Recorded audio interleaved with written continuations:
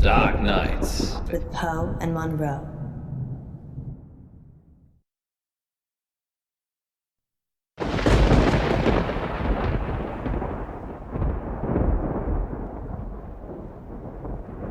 You're listening to Radio August.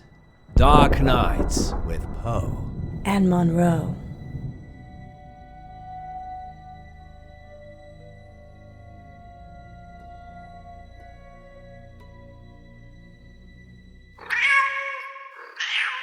You can never find the right button, Poe. Not at all. I'm merely demonstrating that this shows the cat's meow. And on that note, what's next, Munro? It's on the schedule, silly. I know that. I'm just making it sound like you have a choice. Okay, then. What shall I choose? Let me see.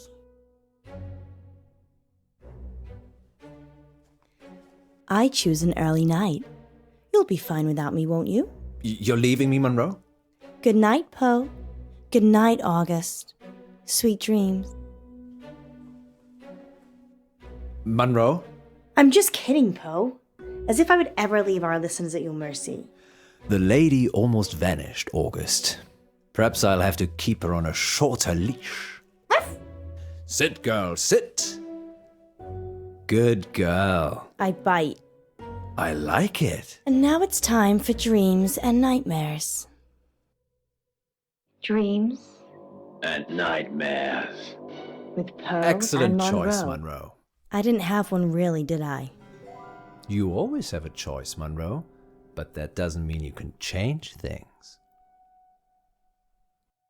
Maybe you should try interpreting the next call this dream, Poe. I fear I would lack your warmth and insight. You have the ability to turn even the most ghoulish visions into something hopeful. Not always. Do you suffer from nightmares, Munro? Doesn't everyone? Tell me about yours.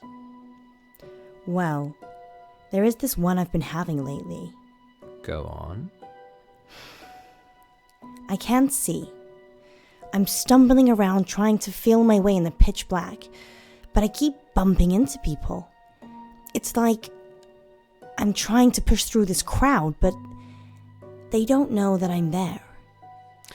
Perhaps you're feeling isolated. Maybe. But I'm not interested in them. They're just in my way. It's like I'm searching for something. The number 9. But what does 9 represent, Poe? Well, according to Dante, there are 9 levels of hell. Well, I feel so much better now. I did warn you. Perhaps you should help our next caller. They're already waiting.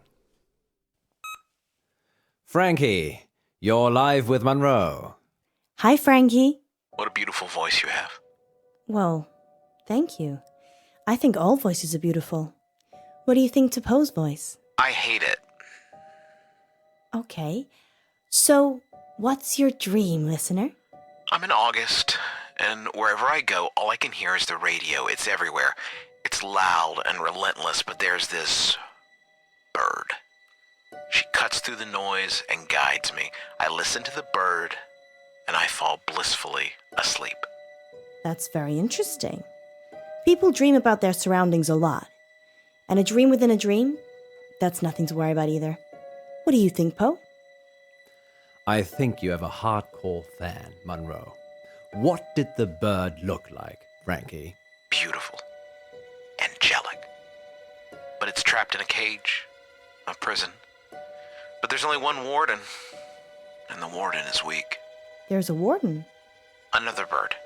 With a rumbling voice that makes me angry. It plumes its feathers, but my bird? The one that calls me? She's not interested in him. And she's caged. Munro, this is obviously a prank. He's talking about us and trying to be funny. But it's a dream. I never said it was a dream. Well, I think we've had quite enough of this. Listen to the warden jangling his keys. Don't you see he's imprisoned you, Ellis? Well, Frankie, we don't use our first names on air, so I'm just gonna stop you there. Dreams And nightmares. with Poe and Munro. And we'll be back with more dreams and nightmares later. But first, August, how about a short, dark tale to chill the nerves? And we're clear. Well, that went well. Indeed, just another totally normal person calling into our show. I don't know how we attract them. I do.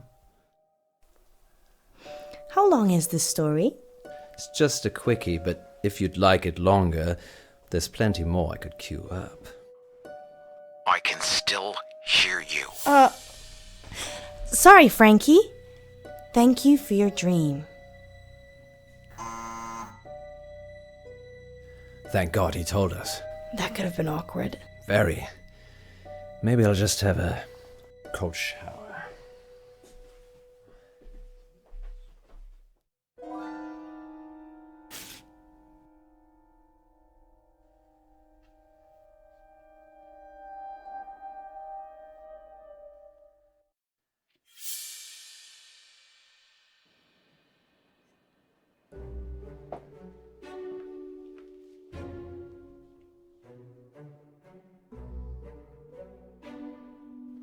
What are you doing?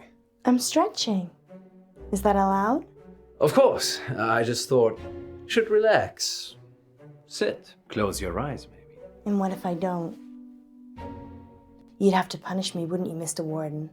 Alice, I've been very naughty.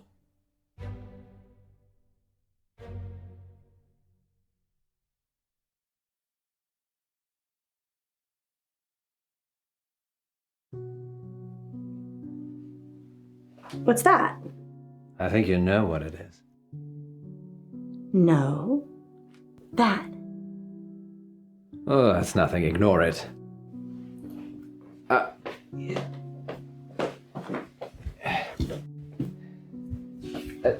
Don't. I'm going to kill you. What the hell, Poe? Why were you hiding this from me? It's just some psychotic listener, that's all. Frankie? Not necessarily. We have lots of psychotic listeners. How can you joke about this as a death threat? It's clearly a death threat. I knew it would upset you, but I'm an old hand at this, Alice. People see you as a celebrity. It makes them do abnormal things, but they're just normal people. When did you find it? Someone slipped it under the door. Just now? Well, yes, but it's nothing to worry about. We've been getting them for the last few weeks.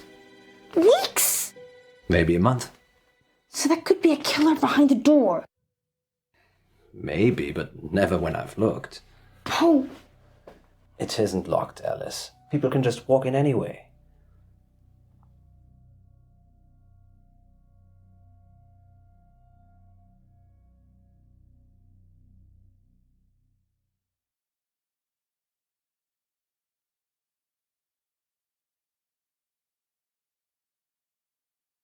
Did you want any locks? I don't think it's necessary.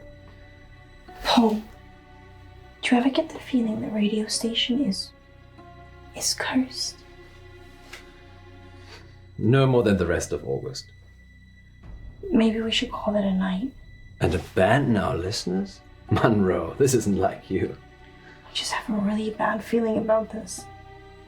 I think something terrible is going to happen. Shh, Alice. I can feel your heart racing from here. Everything will be fine. I don't think so. Come on, we're alive.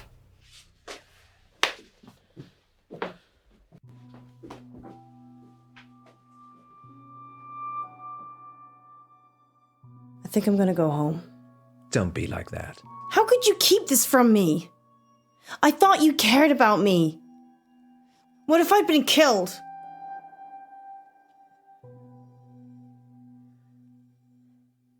They're from my wife. Gwendolyn? Yes, Gwendolyn. It's her perfume.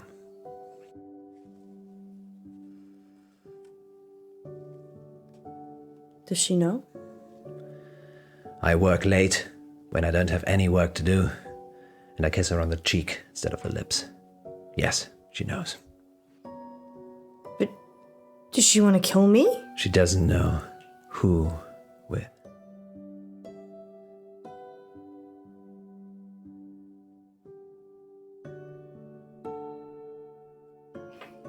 I love you. I love each and every one of you listeners. I'll never be a frowny face again. Good save.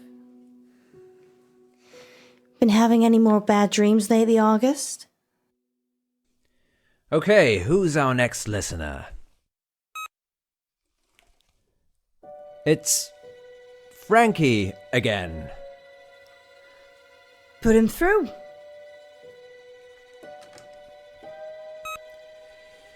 Frankie, you're live with Munro. I didn't finish what I had to say. I'm sorry about that. You can carry on now. Sometimes the radio gets too much. It makes me frustrated. So I go into the belly of the beast, and I hide, and I listen, and I wait. So this is a dream that breaks into other dreams. Of course, there are no segues for dreams. Poe? The belly of the beast. Have you been leaving messages, Frankie? Yes, John. Yes, I have. Have you been getting them? What did the messages say? I'm going to kill you.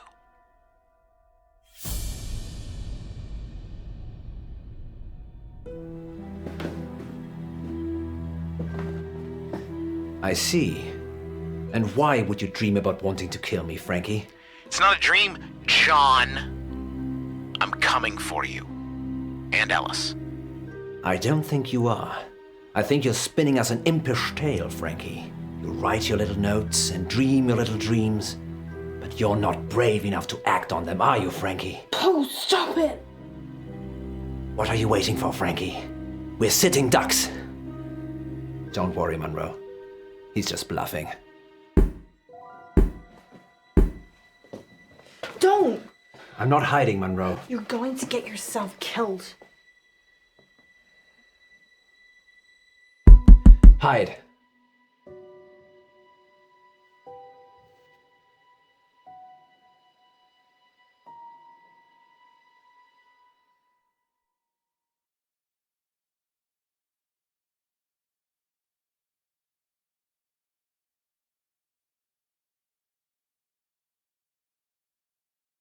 No. If you're not hiding, then neither am I. Frankie? It's Alice. I'm opening the door so we can talk. Okay? Just you and me.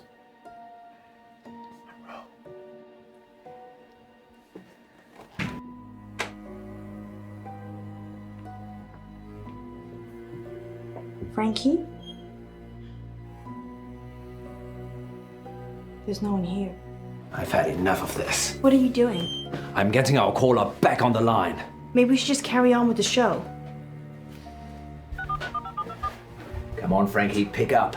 You know you want to.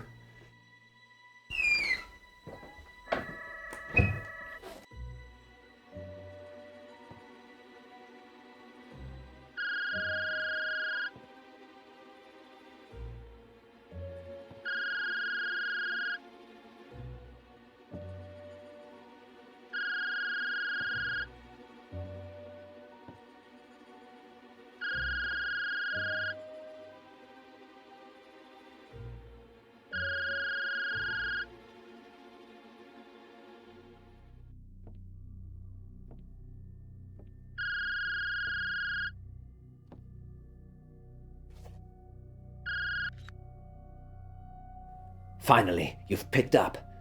You coward. Poe, it's me. I found his phone. Alice? I've got his phone, but I don't know where he is. Be careful, Alice. I'm a safety girl.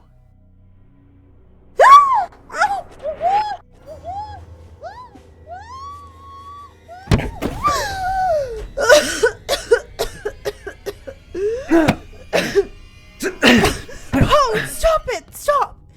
He's dead.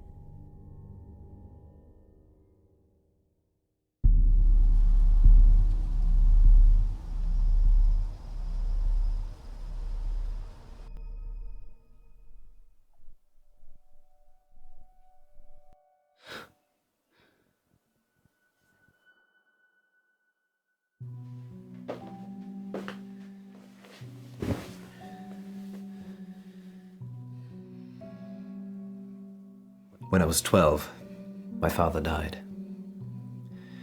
He was riding his bike to work and he got hit by a bus. A school bus.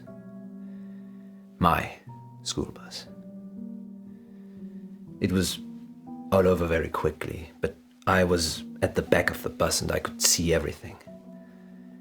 He didn't move, didn't get up, died instantly. The image of it somehow stayed with me. You think? It doesn't anymore. I couldn't tell you what it looked like. Mother told me a secret. There's a way that you can make your memories disappear. Can you make today disappear? No. But you can. Pick one of these.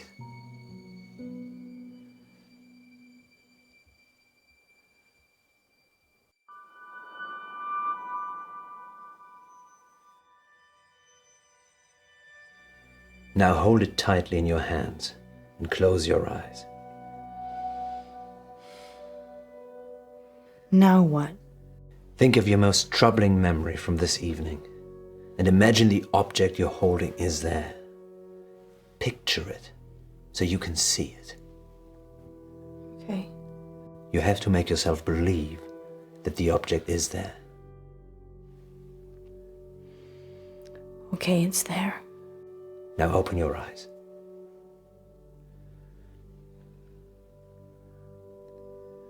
Now what? Throw it away. When you throw it away, it will take that memory with it. And if it doesn't?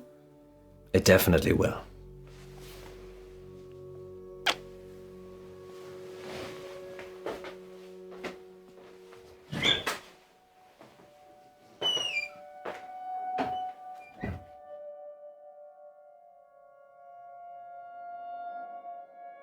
Finally, tonight, police are appealing for anyone who might know the whereabouts of 35-year-old veterinarian Francisco Bilson. Mr. Bilson hasn't been seen since the headless body of his business partner Jennifer Gordon was found in an industrial bin outside Lux Fitness.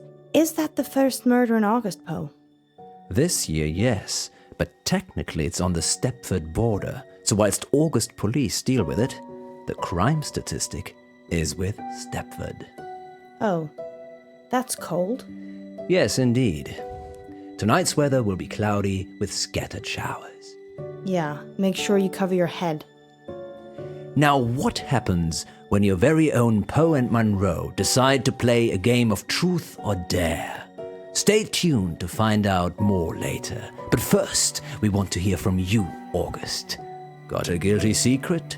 Need to get something off your chest?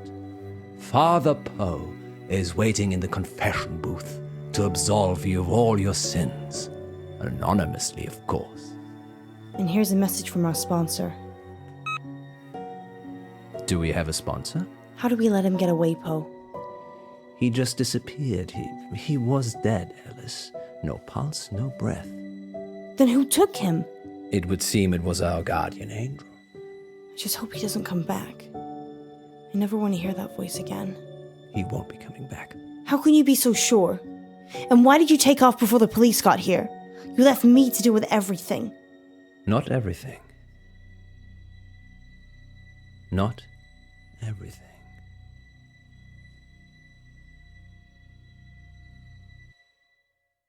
Next time on Dark Nights with Poe and Munro.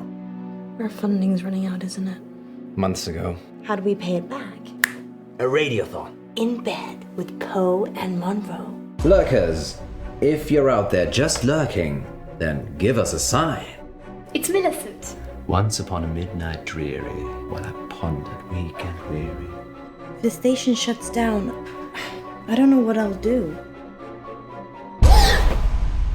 You're safe now. Dark Nights. With Poe and Munro.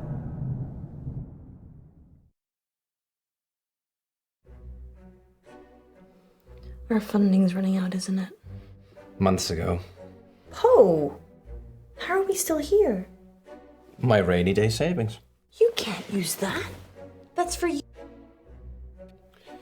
No, you're right. Think of it as a loan. Okay, well, how do we pay it back?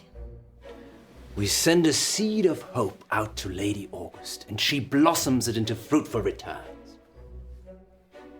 Or we could have a fundraiser. Yes, a radiothon.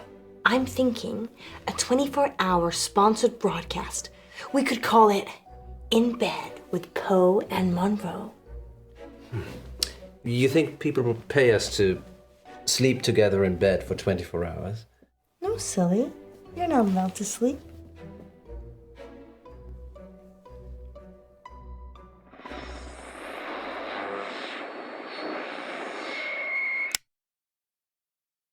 Did we really need that camera?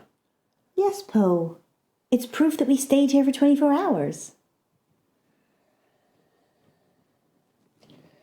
If the station shuts down, I don't know what I'll do.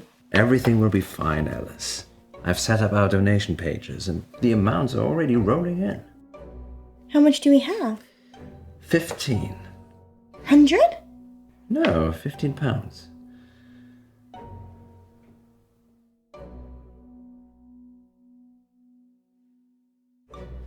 That's not going to be enough money, honey. I know, but we've only been on air, 12 hours. That's halfway, Poe. Let's turn it up a notch then. I always give 110%. Here we go. Welcome back, listeners. That was The Raven by Edgar Allan Poe. We're now halfway through the show, and it's time to take your calls.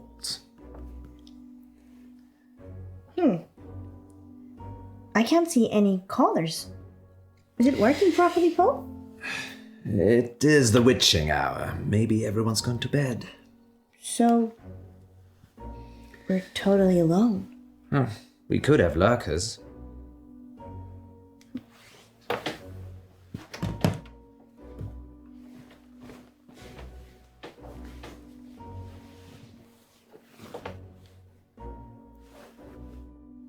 What do you mean, lurkers? People that lurk but never join in. They're probably out there right now. You mean listeners, right? Lurkers, if you're out there just lurking, then give us a sign.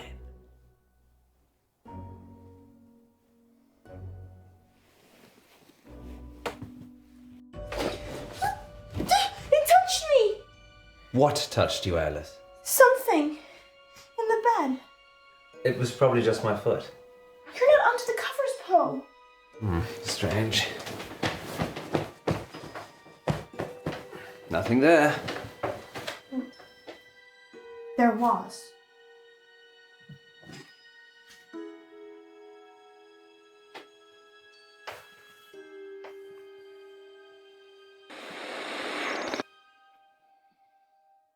Well, thank you, lurkers. We couldn't get scared without you. Indeed. I'm getting a very strong sense of déjà vu. What about you, Munro? If you mean, have I ever been in bed with someone expecting greatness and then been sorely disappointed, then yeah, I'm getting déjà vu. It's that positive attitude that brings all the donors to the yard. Speaking of, dear residents of August, Please keep donating. Whatever you can afford. Let us keep making radio for you. There. We've got 15 minutes. What shall we do? Bathroom. Of course.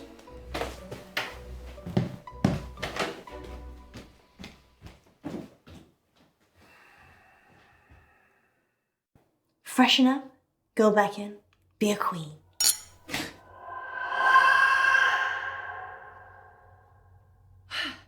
Be a tired, hallucinating queen.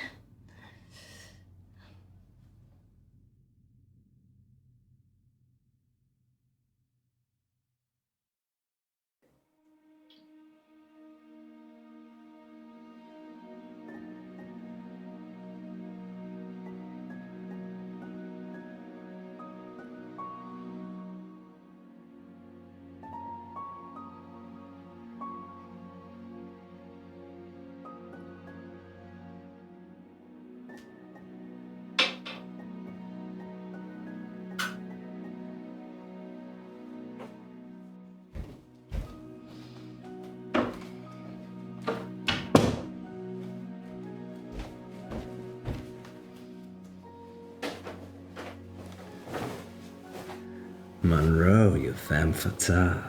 I'm feeling pretty sleepy, actually. Your lips, so luscious. They're making me think things I should not. Well, lucky that's there then. Ah, yes, the camera. Tiny piece of glass with an imaging sensor that protects us from evil. Are you okay?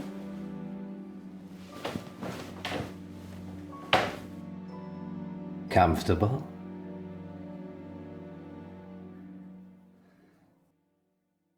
What are you gonna do? Kiss me or host a radio show? Look at you. You're perfect in every way. And I can never have you. Oh, let's not get into this now. You're like a beautiful butterfly.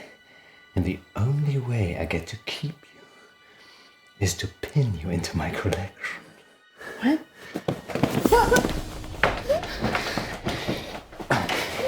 Easy, girl. Easy now. Easy, girl.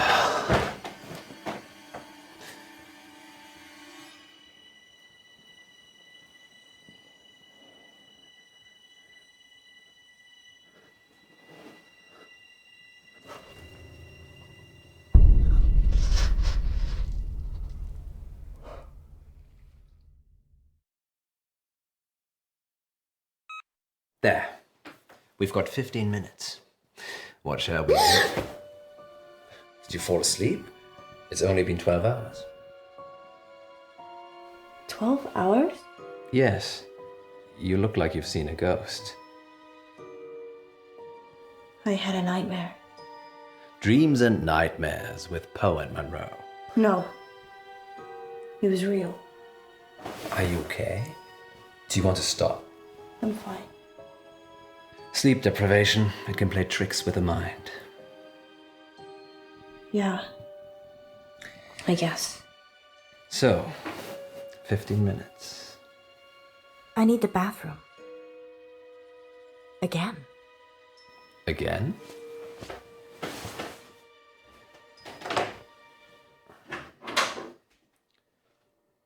Once upon a midnight dreary, while I pondered weak and weary over many a quaint and curious volume of forgotten lore, while I nodded, nearly napping, suddenly there came a tapping.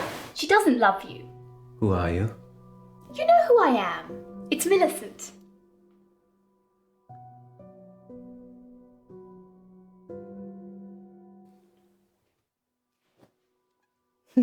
Millie. Yes, Millie. Millie, what are you doing here? Don't play games with me, Edgar. Edgar? I'm not Edgar. Fine, Poe, have it your way. But what did you bring her for? The girl? Alice, You need to leave. Leave? I can't leave. I died here, remember? Waiting for you. Sorry, my love. I've just waited so long for this moment, for this day.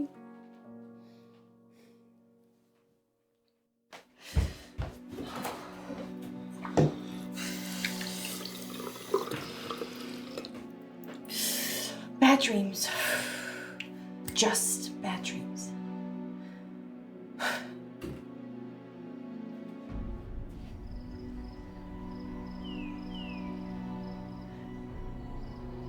Nope. No.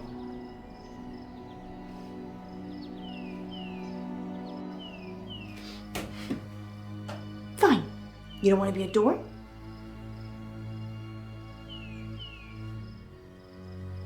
That's not right. Poe?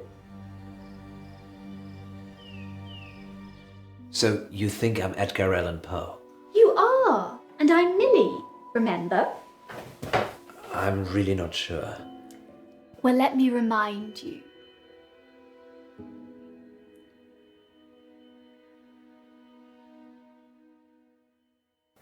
Okay, remind me.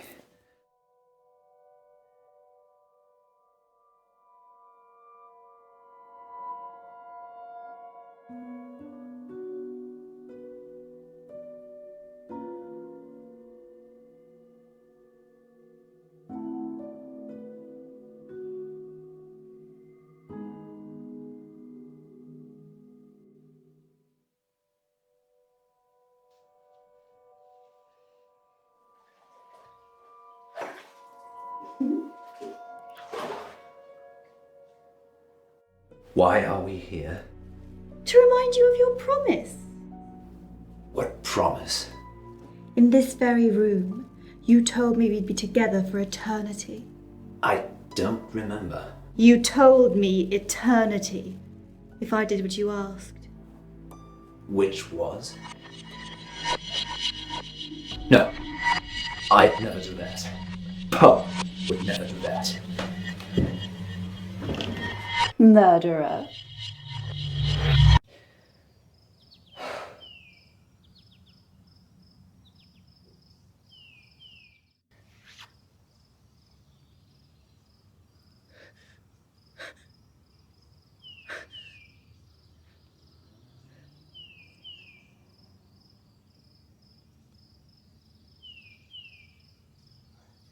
Poe? Poe?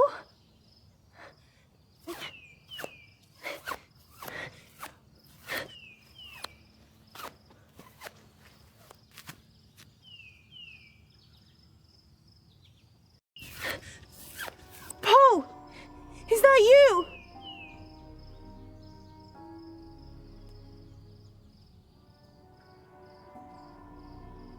Poe?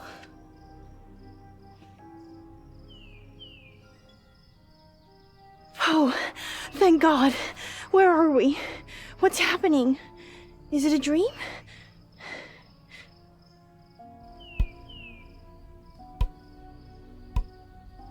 What are you doing with that?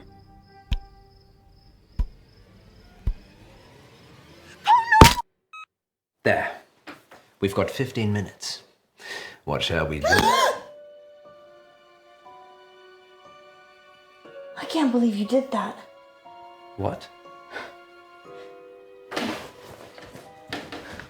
Come with me. Where? We've got 15 minutes. Come with me. Alrighty. Where we going, missus? Poe? Are you really Poe? Course, governor. What's the jig? Poe.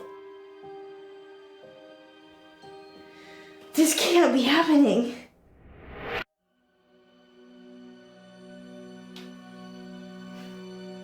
Poe?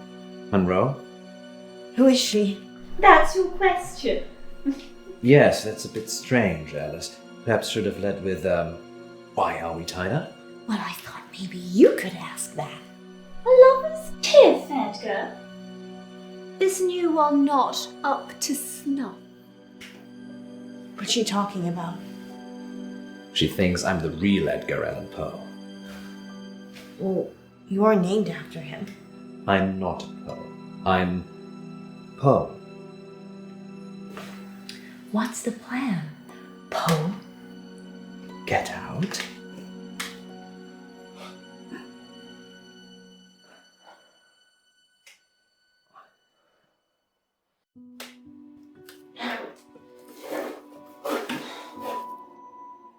Oh, that was easy.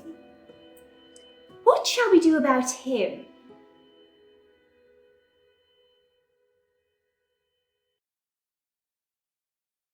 Untie him.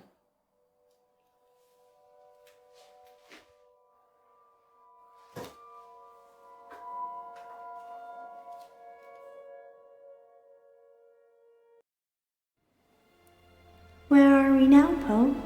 Does it matter? No. Everything is full of stars. And the stars are full of people. And the people are full of stars. And we're all within each other. And we've always known it. What's that sound, Poe? Don't be alarmed. It's beeping. It's just an alarm. Oh, Poe, you silly bunny.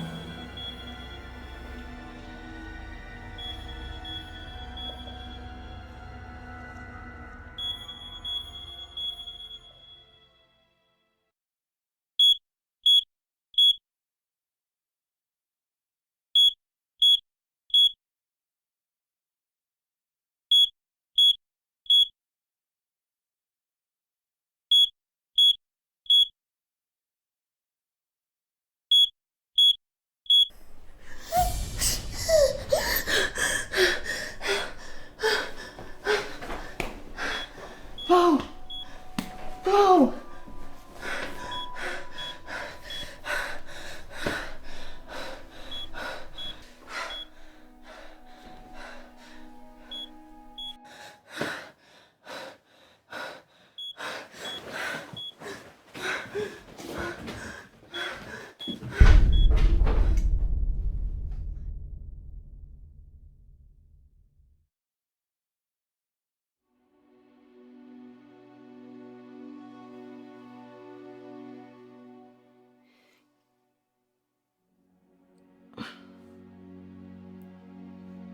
It's strange, him not being here.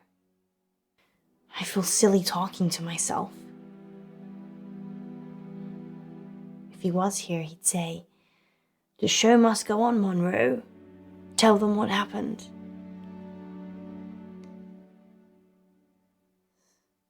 Listeners, if you're squeamish, take a 5-minute coffee break. Now.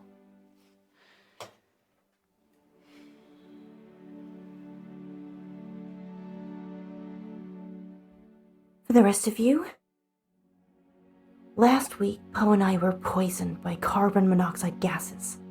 A poor bird got stuck in our central heating flue and sadly passed away. There is no good news, but thanks to the insurance and the builder's negligence, our station is now fully funded. I'm not a selfish girl. Everything I do is for the good of others. But it always leaves me alone. I never killed those birds. I never fed those birds. I never put bird food in the flue.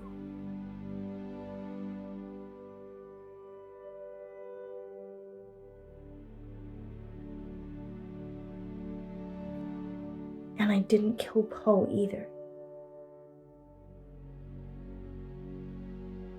The doctor says he'll be fine. They just need to keep him in for a few more days' observation before they can let him out. Go and visit him. Oh, and listeners, one more thing. Radio August is my home now, and I'll do anything to protect it. Anything.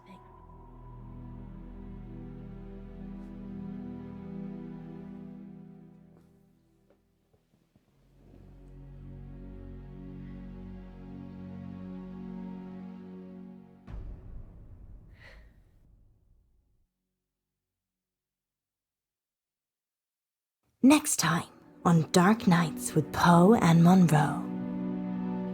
Yesterday in the August update, you said that Joe Watts had gone missing. He'd gone to a friend's house after school and hadn't come back. So what are you saying? We worked the case ourselves.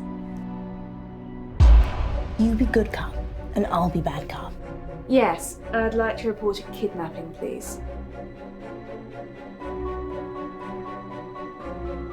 What are we supposed to do? I don't have it's between the dots. I just see the final picture.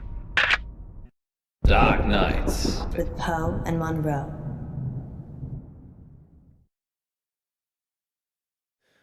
Caller on line 3.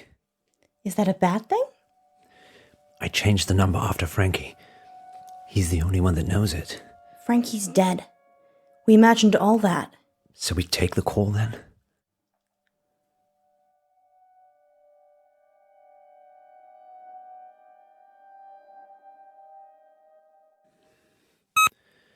Let's not go down that rabbit hole. Agreed. And here's Yvette on line 2. I love your show. Thanks, Yvette. I love your accent. What's your question? My question is, do you care about people? That's a strange question. It's an AMA, Munro. Ask me anything literally means ask me anything. Yeah, I know. But do we care about people? Yes, of course. Speak for yourself, Munro.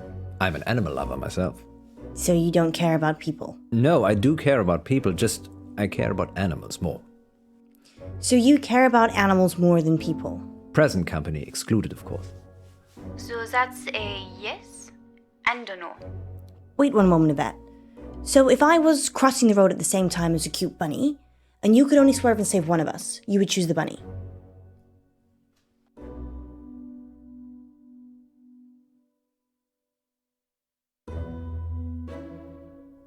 I'd save you, obviously. Well, that's reassuring. I said I'd save you. And how long did you have to think about it? I like to consider things. You have a split second. Well, I wasn't timing it. Fine. Save me or a cat. You. You said that quickly to get on my good books, didn't you? No, I'm not a big cat fan. Oh! What? Does that answer your question, Yvette? Yes, I think so. I do have another dilemma. Maybe we can help, Yvette. I'd rather not say on air. That's all right. Happy to help. It's about time for a short break anyway. Stay on the line, Yvette. We'll be back in 5 minutes to answer more of your AMA questions. Until then, here's something slightly more interesting instead. We're off. Yvette? I've got a hostage. A hostage? He's a boy from August High. Why is he a hostage, Yvette? I had a crush on him, but he turned out to be unpleasant. So you kidnapped him? No, I took his drink. Is he okay, Yvette? Not really. He has not woken up yet. But now that I've spoken to you, I'm probably just going to let him die. I like animals more than people anyway. Like Poe.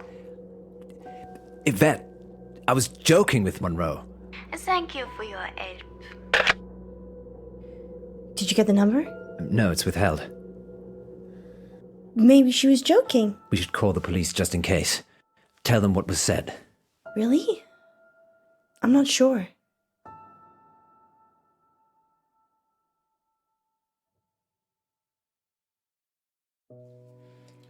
I know it's a sensible thing to do. But what if it isn't? How can it not be? If it is a prank, we'll be wasting police time. If it isn't, The police will take action. this is the August police we're talking about here. That's 2 guys in DuPont drinking coffee and watching YouTube. So, they're not busy then? So they're useless. The kid will probably be dead by the time DuPont's finished his sandwich. I'm calling the police. Fine. But we still have to do something. What do you suggest? Yesterday in the August update, you said that Joe Watts had gone missing. Ah, yes, I remember. He'd gone to a friend's house after school and hadn't come back. What are the odds that Yvette has got Joe hostage? Almost as high as Yvette not being her actual name. I know the headmistress from the high school. Maybe we should talk to her. Or maybe the parents. They asked for the story to be run.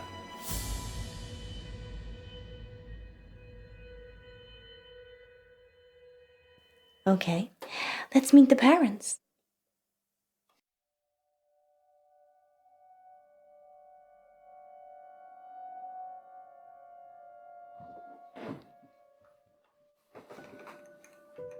You have news about Joe? Is Joe still missing? Yeah, missing. Since yesterday. We thought it was a prank, but we had a caller on the radio, a girl. She said she was holding Joe hostage. Live on the radio? No, we were off air. Good. Have you told the police? Yes, of course. And what do they say? They're looking into it. Oh, this is bad. Calling the police? Yes, calling the police. I just got a call a few minutes ago. From a woman called Yvette? She asked for money. And she said if I told the police, she'd kill Joe. I'm so sorry, I had no idea. I did try and stop you. Mr. Watts, is there anything we can do? Write me a cheque for £50,000. That's a lot of money. Why did she tell you she'd kidnapped Joe? Maybe she's a fan of the show. But surely she'd know you called the police. Then maybe it's a diversion. What for? Maybe Yvette's actually Joe's girlfriend. And they're pretending he's been kidnapped. So they can elope with the ransom money they've asked for. Seems intricate. I'm just trying to be positive. Perhaps we could ask Mr. Watts some questions. What do you want to know? Can you tell us a bit about Joe? He's good.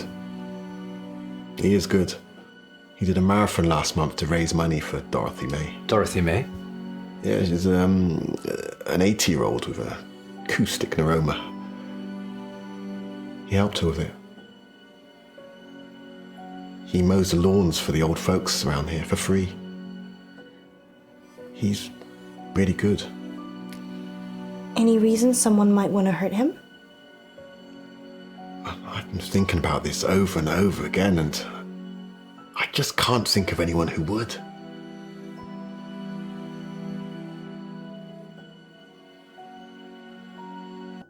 Nice whistle. Yeah, that's Joe's. He's a runner. I run too. Is that him in the photo? Yes. That's when he just passed his driving test. Has he got a car? No, he prefers cycling.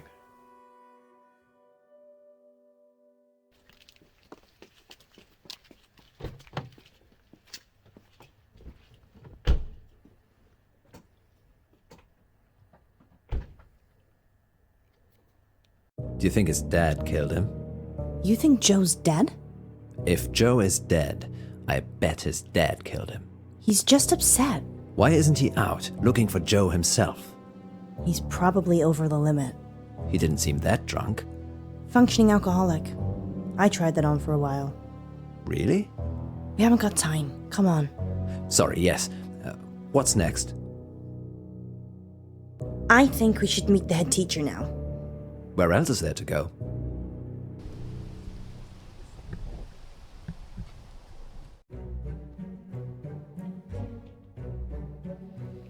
Are we breaking and entering? Did we break anything to get this far? No. All the doors were open. We could search the whole school. Deserted schools are creepy. Agreed.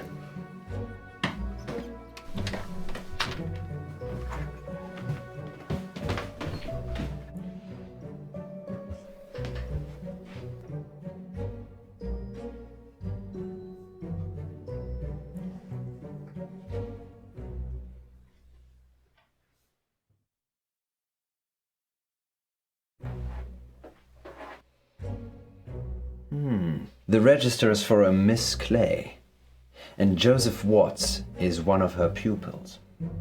Where do you think Miss Clay resides? Who knows?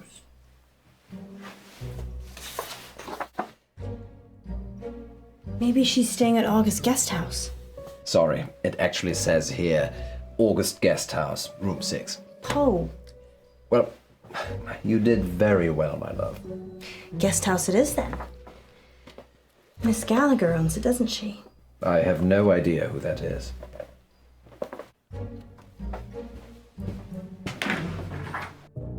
I'm gonna talk to Miss Gallagher. You find Miss Clay. Why don't I talk to Miss Gallagher, and you find Miss Clay? I don't trust you talking to other redheads. How do we know Miss Clay isn't a redhead? Because she'd be called Miss Scarlet? Sound reasoning.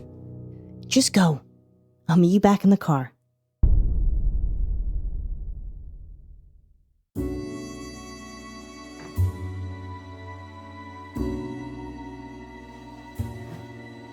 Hello? It's Alice. Alice Munro? From the radio. Yeah, from the radio. What brings you here, Miss Munro? One of your guests, actually. Well, I'm happy to chat, but you will need to help me strip. Oh. Okay.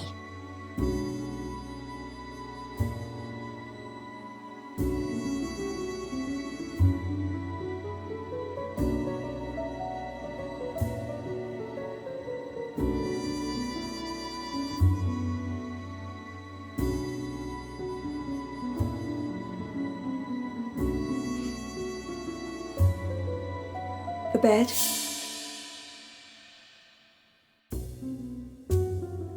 Yes.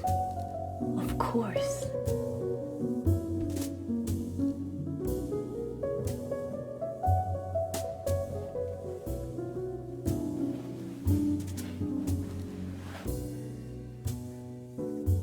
We need to strip the bed. Yes. Yes. Sorry, that's how I do it at home.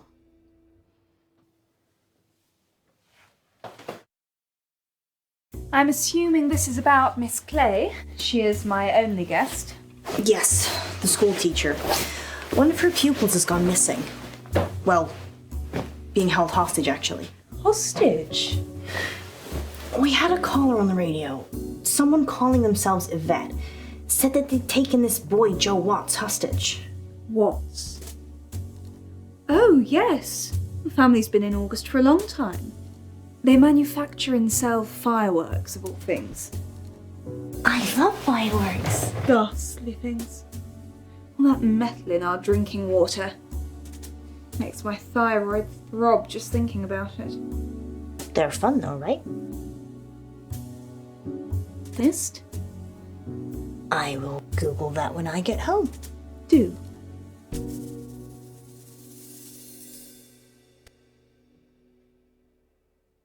Did you ever meet Joe Watts? Never met him. August High is a grammar school though, isn't it? So, presumably he's clever enough or rich enough to be there. And Yvette? Yvette. Yes, I did have an Yvette stay here last year. I think her family were just passing through though. Her mother was an electrical engineer for a big television company. She did fix my reception though. Do you think that's her? Was she Britishy? Oh yes, Britishy. That quintessential accent of the United Kingdom. Sorry, I didn't mean to be rude. It's okay, Miss Munro, I'm just teasing you. No, she was Russian. Yvette had a French accent. If you think of anything that might help, please give me a call at the radio station. Surely you want me to call the police if I notice anything?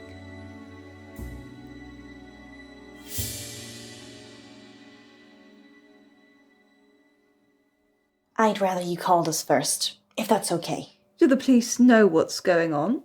They do. I just think that we have a better chance of finding Joe than they have. Very well then. I shall do as I'm told. Thank you.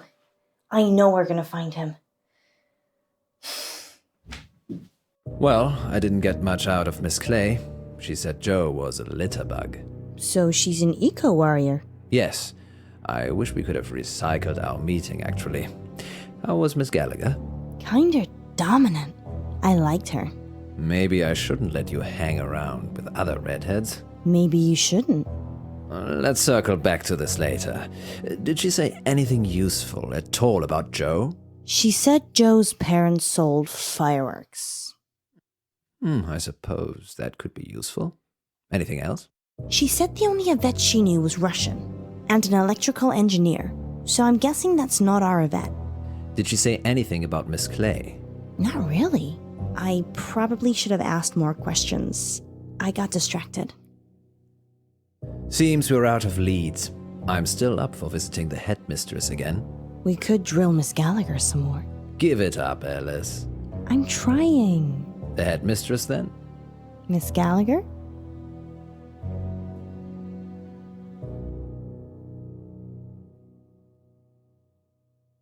You can go on your own if you want to talk to Miss Gallagher again. Okay, bye. I see.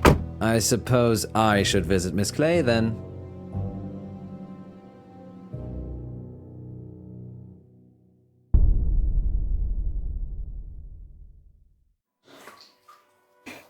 Back again, Miss Munro. Yes. How did you know? I have ears and a gravel driveway. And I saw your reflection in the window. We've hit a dead end with Joe. Oh dear. Want to drive? Not really. I'm used to that kind of thing.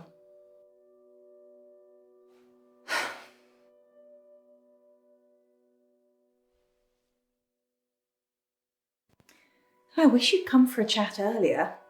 I was laying screed in the garage. Screed? Cement flooring. Wish I'd got the self-levelling stuff now. Hiding bodies. Don't be silly. If I was going to do that, I'd use my industrial-grade meat mincer. I probably shouldn't eat here. Oh no, you should. We've always got plenty of fresh meat in the freezer. Perks of running a guest house, I guess. Have you talked to Wes-Marie Bolton? Haven't even heard that name. Her family stayed here for a while after their house was set on fire. What happened? Oh, it didn't burn all the way down. It just needed some repairs before they could move back in. Was it an accident? It was definitely arson. They never caught the culprit, though. Did she know Joe? I don't know. She wasn't very talkative, actually, although I did sometimes overhear her mumbling to herself about the missing. The missing what? The children, I assume. There have been 1 or 2 gone missing over the last month or so. Have you spoken to the headmistress? Actually, I haven't got around to seeing her yet. Oh, don't worry about that. Don't you have a dishwasher anyway? I did. He's under the screed. I can't tell if you're joking or not. I'd go see Wes-Marie. 17 Hunger Lane. Perhaps Joe was one of the missing she talked about. Let's hope not.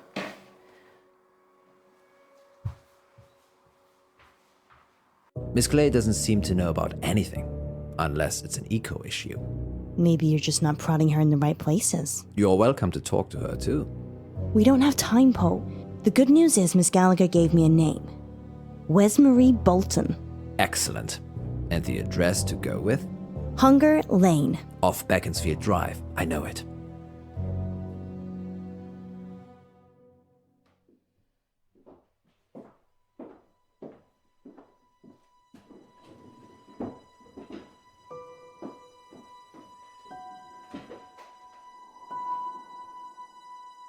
People don't normally want to hear what I have to say. We do. We want to hear about Joe Watts. If I tell you what I think, they'll topple my meds. Well, we don't want to get you in trouble. Just tell us what you can. Don't be silly, Poe. We're not going to tell anyone. You can tell us anything.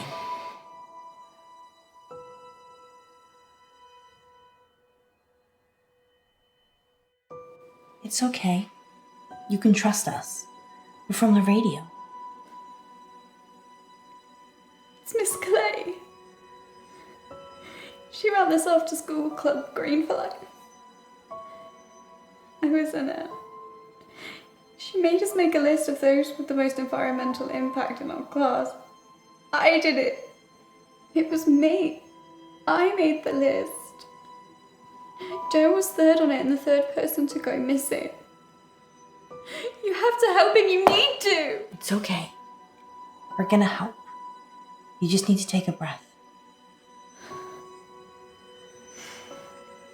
She'll have him in the woods. At Howe Park. You have to hurry. She'll kill him if they don't pay. What does she want with the money? If they pay, she donates the money to charity. But it's gone too far. And what if they don't pay?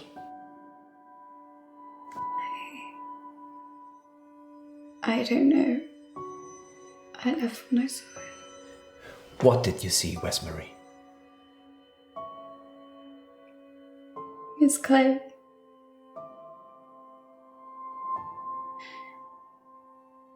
She was turning them into trees. A dryad.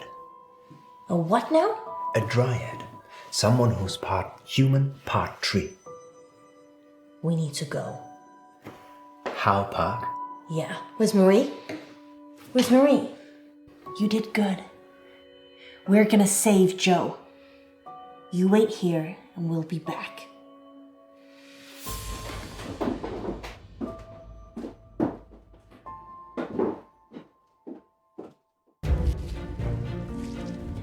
Joe! Joe! Joe?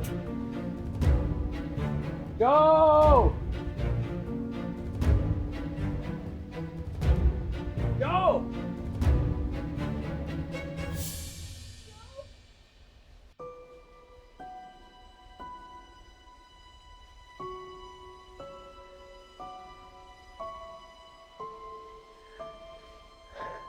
We're too late, Alice. No. No. This is all our fault.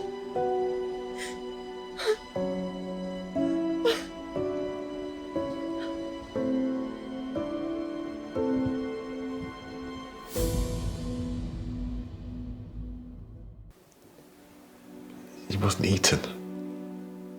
He was murdered.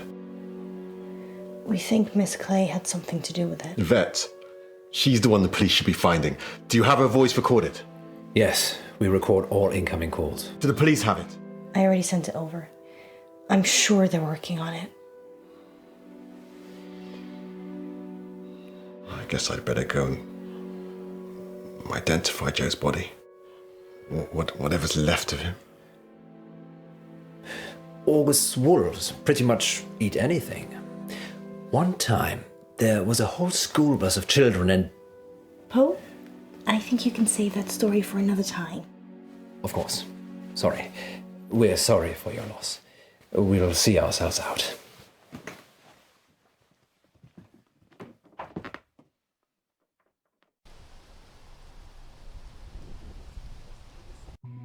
Where do you think Miss Clay is? No one can find her. Far away from August, I should imagine. I feel responsible. Don't. It's not like you made all the decisions that led to Joe's death. If they ever invent a time machine, I'm coming back and I'm saving Joe. Good luck with that. Maybe he was always doomed. That's gloomy. Fate and destiny, Munro. It can't always be changed. We never found out who Yvette was either. Some things will always remain a mystery, Munro.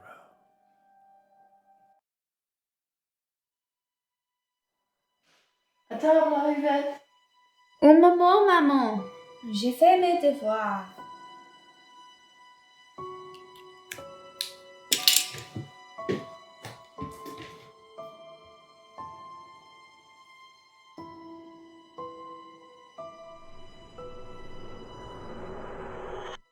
Next time on Dark Nights with Poe and Munro. We have a special treat for you tonight. Madame Baratsky claims to have helped hundreds of clients discover their previous selves. Munro, are you ready to meet your past self? I was born ready.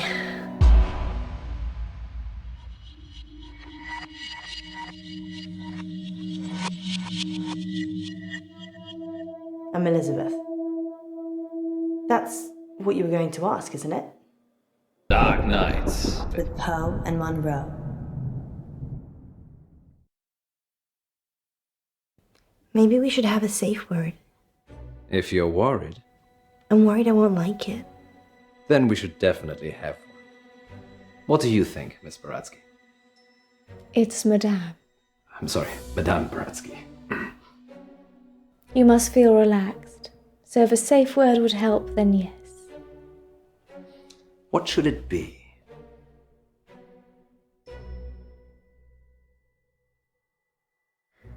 Clown. Thanks, Raspy. Raspy? That's what Poe calls him. It's how he talks. Places, everyone. And we're live in 3, 2... Welcome back. As promised, listeners, we have a special treat for you tonight. Madame Baratsky is a past life regression therapist who claims to have helped hundreds of clients discover their previous selves, from ancient Egyptian concubines to Cold War spies. Welcome, Madame Baratsky. Thank you for having me. And of course, it wouldn't be our show without my better and more beautiful half. Say hello, Munro. Hello, Munro. Munro has bravely volunteered to be put to sleep by Madame Baratsky this evening. You make it sound like euthanasia. She's going to wake you up again. Aren't you? Of course. Remind me again why you couldn't do it, Poe? Dodgy knee. In just a moment, Madame Baratsky will put Munro into a trance. I prefer hypnotic state. Into a hypnotic state. And we'll ask her to describe what she sees. Later on, we'll be taking your calls. Have you lived before? Do you remember any past lives? Or is it all just a money-making racket? Let us know. Munro? Yes, Poe? Are you ready to meet your past self? I was born ready. Let's hope you were reborn ready. Madame Baratsky, take it away. Now, Miss Munro, please relax. Close your eyes and focus on the sound of my voice. Listen to nothing else but my voice. Madame Baratsky has started the regression process.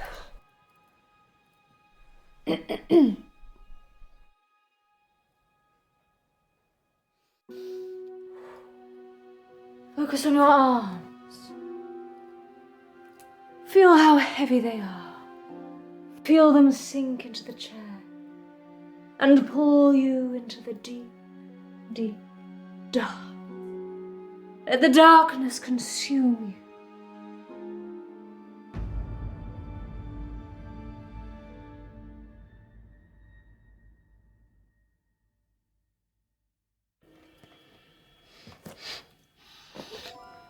Sorry, I had an itchy nose suddenly. It won't work if you fidget. I'm sorry, I'll be still.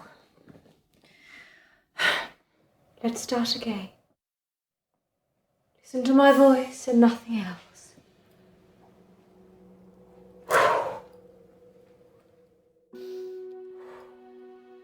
Focus on your arms.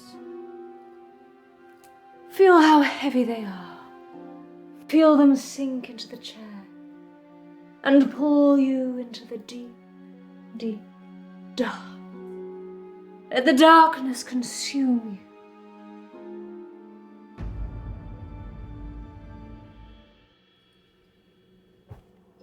Good. She is fully relaxed and suggestible. Now you have crossed into a life you have lived before. Do you remember who you are? Yes. Munro says she can remember a previous life. Shh.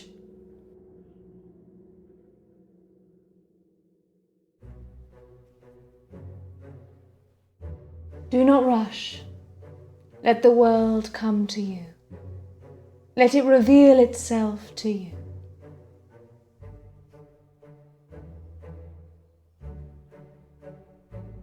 Let the world envelop you. Step into the world and become your former self.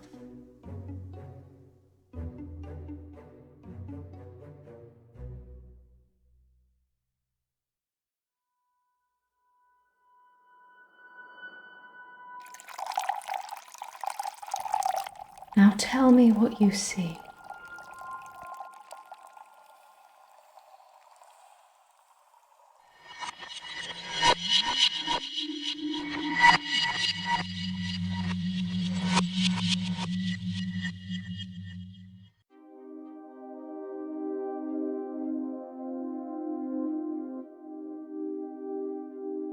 I'm Elizabeth. That's what you were going to ask, isn't it?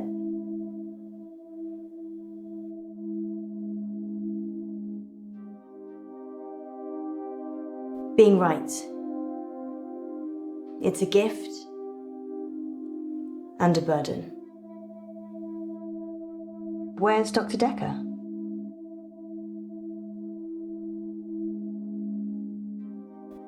He's gone sailing. Weird. I've been coming here for months, and I don't really know anything about him. What did he tell you about me?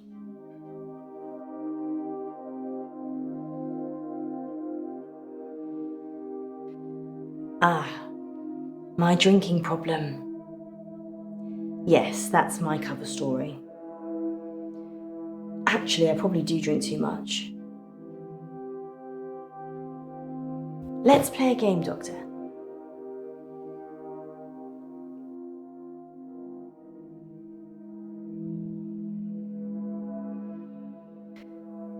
You're very accommodating for a therapist. You think of something, and I'll get it.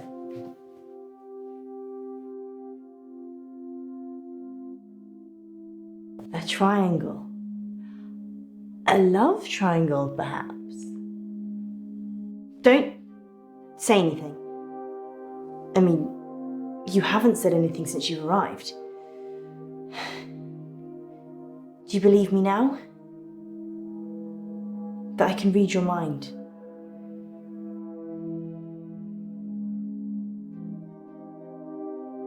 Good. You believe me?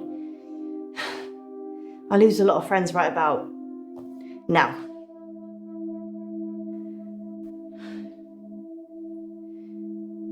Something happened at work. The dry cleaner's in town. I can't switch it off.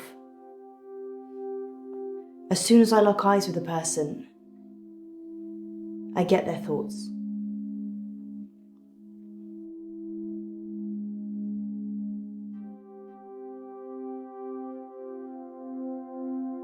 It's like tuning a radio. If I look at someone, I hear their thoughts.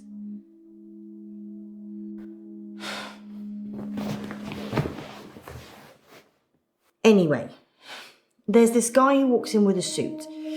It's got a stain on the trousers near the zipper. And all he's thinking when he drops them off is, Sharon can't pick these up, Sharon can't pick these up. So he starts screaming at me that he needs the hour service or he'll have me fired. So I call the manager.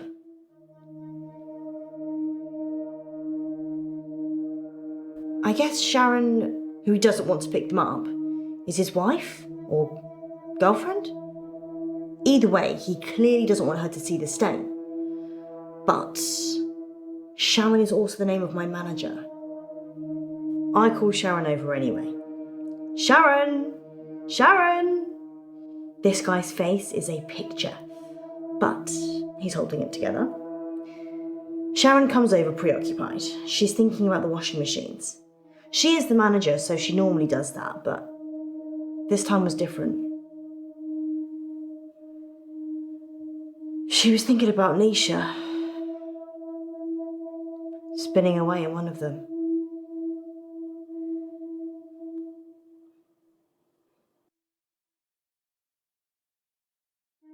The dry cleaning machines are big. You can fit someone in quite easily.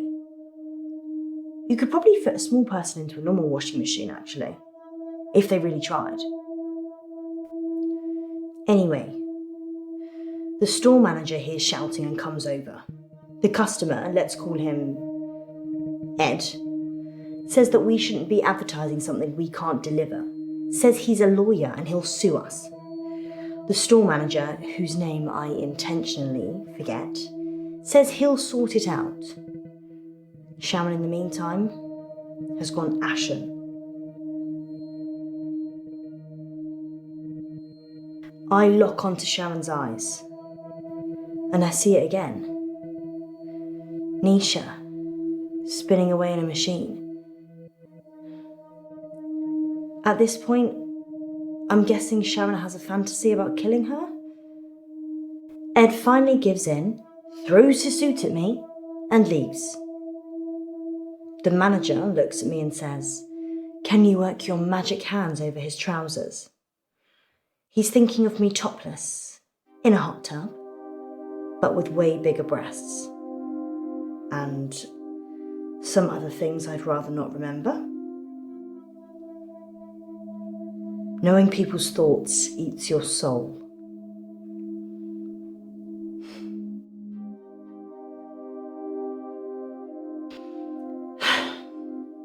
Fine. I guess I painted the picture, you might as well think it. Thanks for letting me wear a bra, though. They're still too big. Anyway, I take it round back to start working on it. And that's when I see her. Nisha. Like a ragdoll in a hurricane. Just spinning inside this big machine. Her face smashing against glass and metal. Blood pouring out of every opening. She's a mess.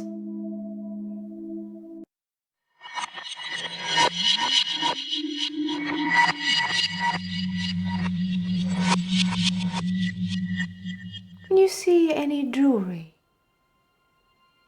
A ring, maybe? Yes. A ring. Good. I need you to get it for me. Do you understand? I understand. Well, this is fascinating, August. We'll be back with more of Munro's past life in just a moment. What's going on? I'm helping Ellis uncover her past.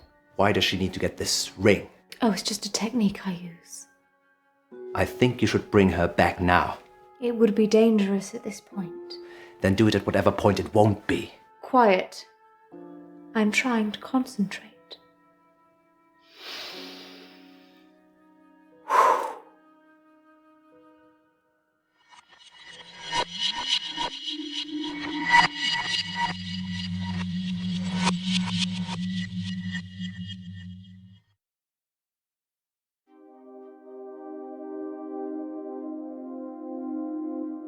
Nisha kissed me once, so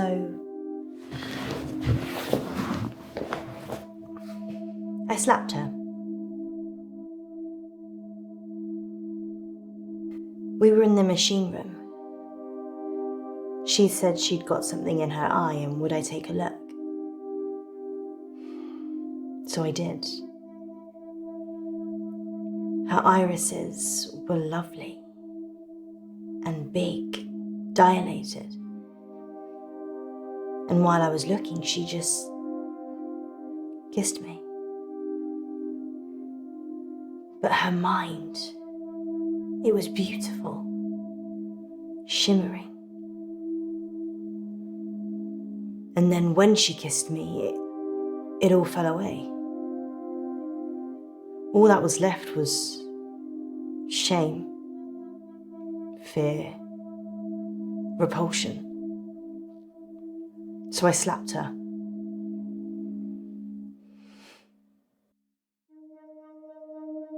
What did Nisha think about? Nisha thought about Jared a lot. She hated him, but she also wanted to sleep with him at the same time. It's pretty common. I'm sure there's an interesting scientific term for it.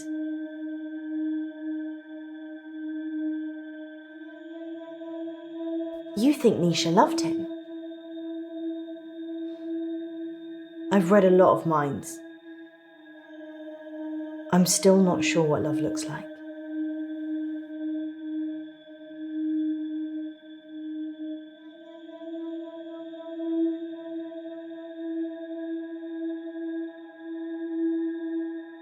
Who would want to kill Nisha? I guess Sharon? She was tried and convicted, so...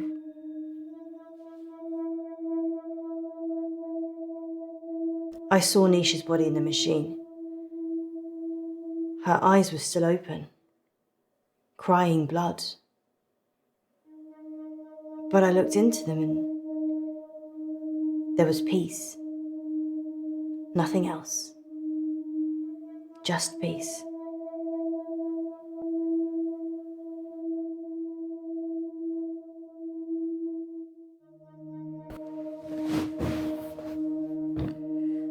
Sharon's in a psychiatric hospital now.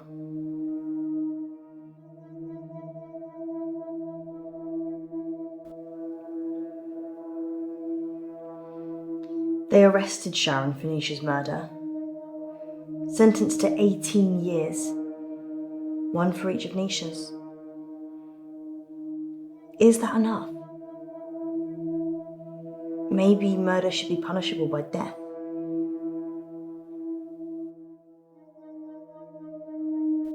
People don't change, do they? They just get worse.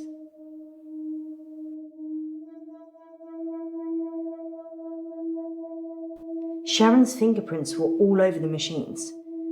And her husband was having sex with Nisha. That's all the jury needed. Nobody saw her do it, though. She just didn't have a good enough lawyer.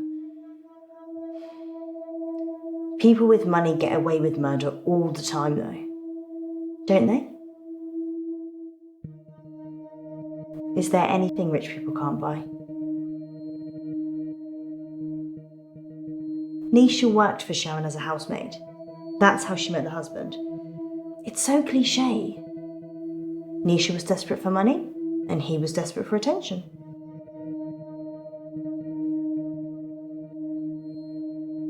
I never told anyone this, but Nisha charged Sharon's husband for sex. I mean, she said she would have done it anyway, but since there was a chance of getting paid, I don't think Sharon knew. Would you pay someone to have sex with you, Doctor?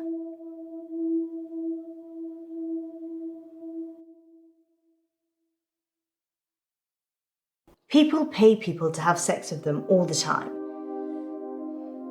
Just not with money. They do it expecting love, or opportunity, time, companionship, or orgasms.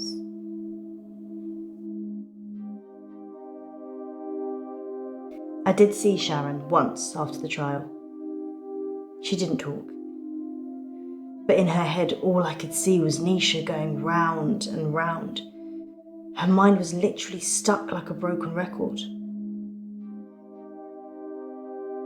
I watched the trial from the gallery.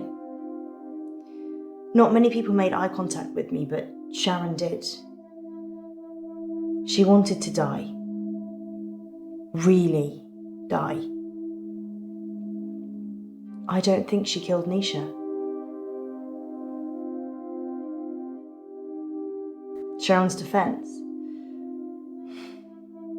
She said Jared killed Nisha, the umbrella man. Jared's the umbrella man. It's a nickname.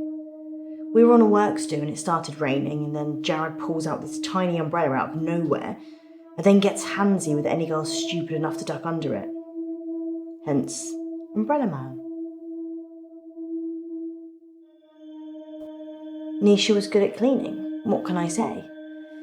Often I'd go to the back of the machines to hoover the lint trays out, and Nisha was there with Jared, hoovering away already.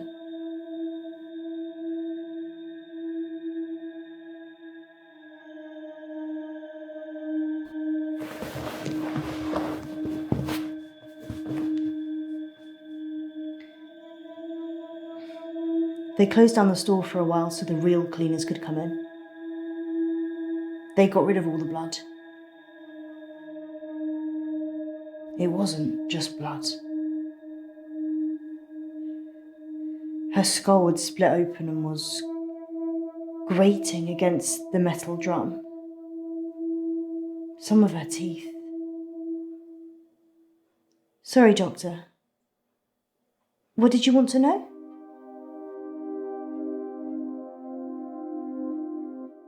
Perk. Perchloroethylene. It's what they use in dry cleaning machines. But Nisha didn't drown.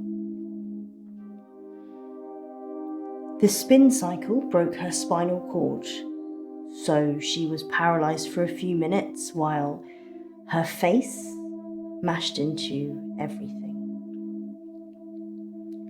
Shock probably got her first.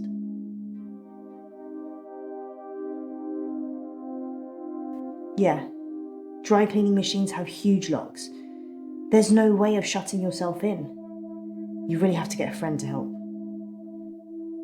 Or manager.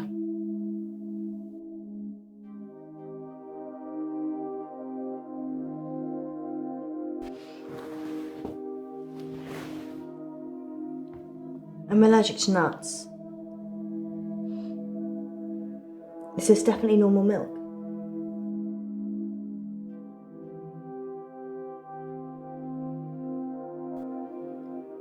The milk's a bit funny. Maybe it's on the turn.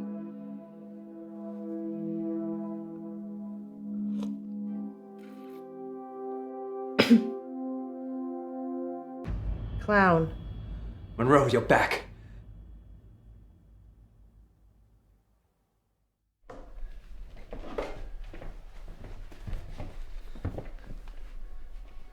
She's stuck between two selves. Can't you get her to wake up? If you want a fried egg for a mistress, She's not my mistress. she'll never be your wife. Munro.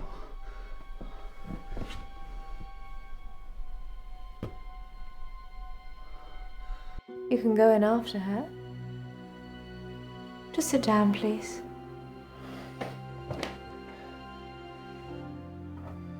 How can I go in after her? I'd have to get in her brain. I'm very good at what I do.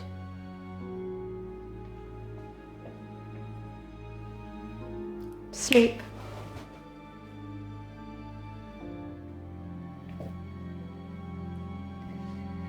There's a good boy.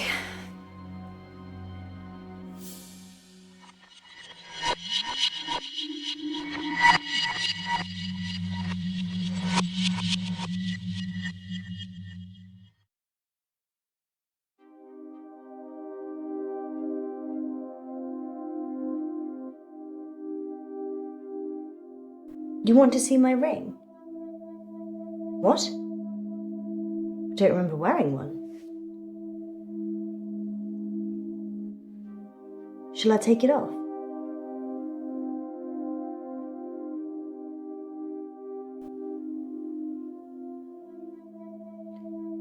There's something written inside it. Most extraordinary. Does it have an inscription? 42101000.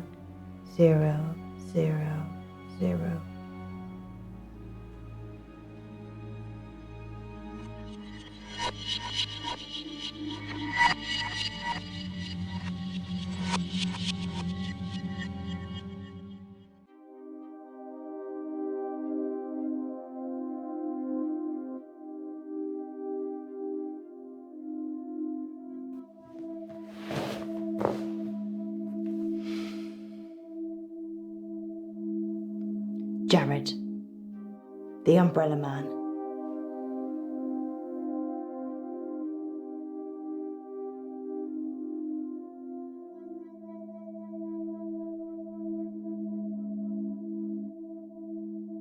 I saw Jared in the machine room with Nisha just before she died.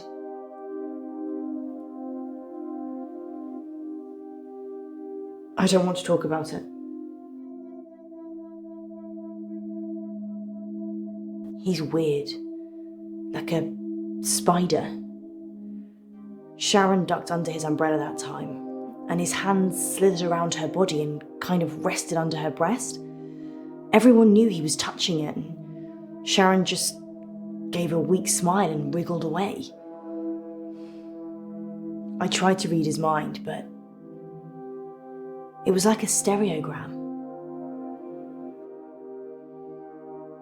Jared's mind was a mess of coloured dots that didn't make any sense. I never knew what he was thinking, ever. There's only one other person I know that's like that.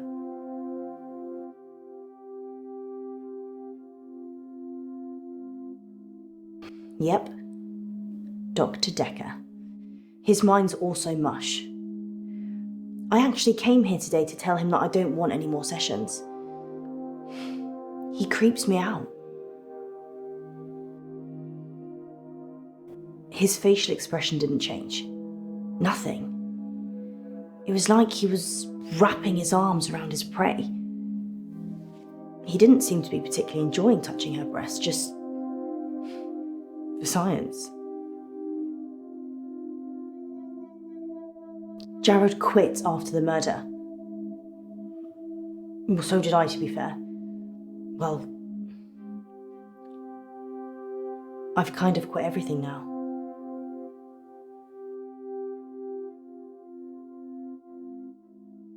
You can't just think of a question mark.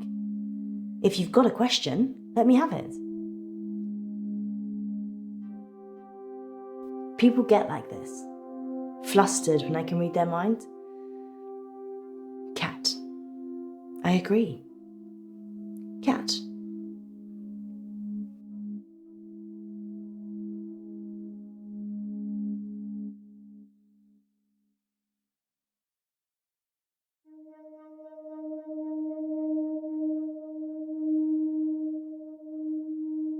I told you about the umbrella man. She hated him. But in a lady doth protest too much kind of way. Maybe he killed her.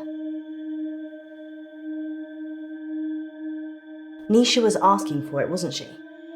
I mean, if your partner's cheating on you, you murder their fling, right?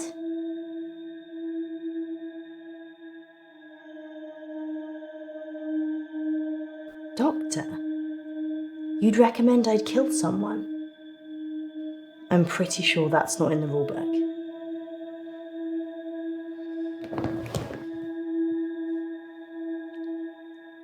I think Jared killed Nisha.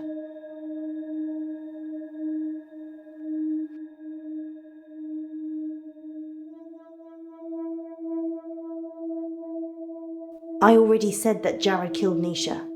Or something did. Do you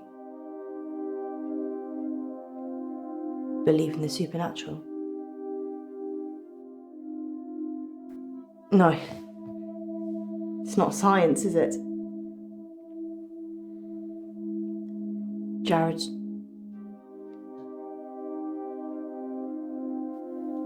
killed Nisha.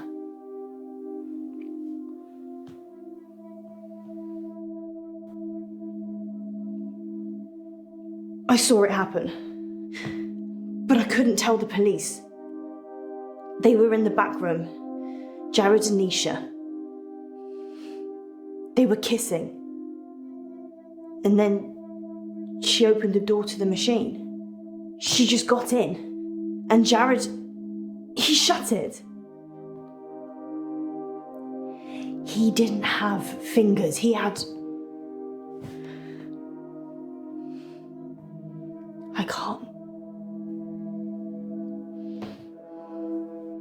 And the kiss. His tongue. It was a giant worm, and it just slithered from his mouth into hers. I tried to catch Nisha's eye, but it wasn't her. It took her over so quickly. It's thoughts I've seen. Dr. Decker said that if I can imagine another world, I can move myself into it. Just dream myself away. Become someone else. Someone people love. Someone beautiful. Someone who isn't me. What do you think, Doctor? Can I just dream myself away? Thank you. Jared knows I know. And he's coming for me. I guess I should start dreaming. I've always liked the name Munro. What do you think, Doctor? Would I make a good Munro?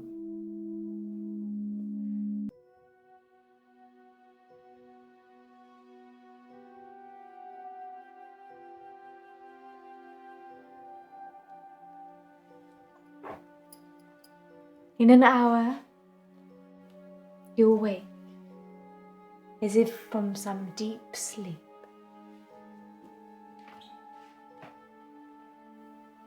And I'll be gone.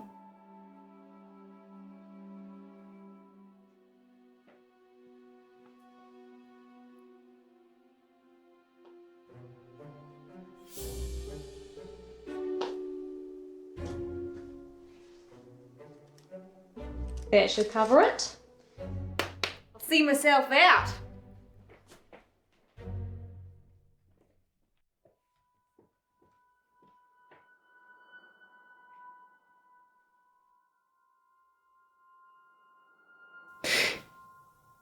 Dr. Decker. On that note, here's a message from our sponsor that you're sure to enjoy. Police are looking for Miss Baratsky. It's a shame she didn't stick around. Was she even licensed? She came highly recommended. From who? Herself, when she knocked on the door yesterday morning. You let a complete stranger take over my body? I didn't know what she was going to do. I feel so violated. I can't even tell our listeners. We were robbed. She literally took my wallet and your purse. I know. But that was everything I had.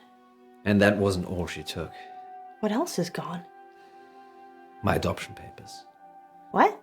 My adoption papers are missing. I didn't know you were adopted. Well, I am. I'm not ashamed to say it. Sorry, Poe, I wasn't suggesting that. It's unsettling when someone takes something so personal. Just who does she think she is? A past lives travel agent who robbed us whilst we were dreaming. But it wasn't a dream. You were there. You and me. Yes, just like Wizard of Oz. Maybe the reason the people looked familiar is because you made it all up yourself.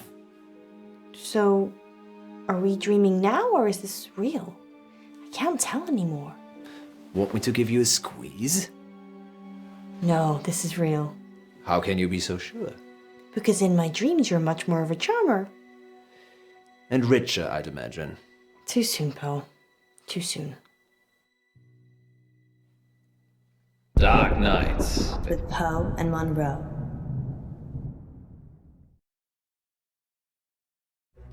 Bless me, Father Poe, for I have sinned. Again, Munro? It's only been a week. I know. I just can't stop myself. What is it this time? I've been lustful. Munro, I'm shocked. Lustful for our listeners and their dirty, dirty secrets. I just can't get enough of them. Hear that, listeners? She's insatiable. I really am. You'd better not leave her hanging. Phone in now and tell us what naughty things you've been up to. In Confession booth. Now remember, callers, no last names, no strings attached, and no consequences. Just call in to confess and let us absolve you of all of your sins. It's cheaper than therapy. And almost as effective. This isn't blasphemous, is it, Munro? God, I hope not. Excellent. We have a caller on line 1. Line 1, you're through to the confession booth. Hiya, it's me. You're live on air, line 1. What's your name? Oh, Beck. Welcome, Beck. Spill forth the burning secrets of your tormented soul. He means, what do you want to confess? I, crashed my boss's car. Oh no, that's terrible. Were you hurt? No, but the car was, totaled. It was a Rolls. Oh. Wow. I know. Yeah, it's really bad. Well, how did it happen? Were you swerving to avoid something? Yeah, there was an animal in the road. It was, really hairy. Must have been, a bear or something else, because it was huge. A hairy bear? As big as a human. Honestly, maybe bigger. I remember because it was a full moon. A full moon, you say? Yeah, about a month ago. Interesting. Well, that sounds mysterious, doesn't it, Poe? It does indeed. Thank you for your confession, Beck. Yes, thank you, Beck. It sounds like you're still traumatized by your experience, but I'm glad you weren't physically hurt. Father Poe says, you are forgiven. And we'll be back for more confessions after this message. Well, that was kind of strange, wasn't it, Poe? Yes, although I get the feeling he was angling for something. Really? Seemed genuine to me.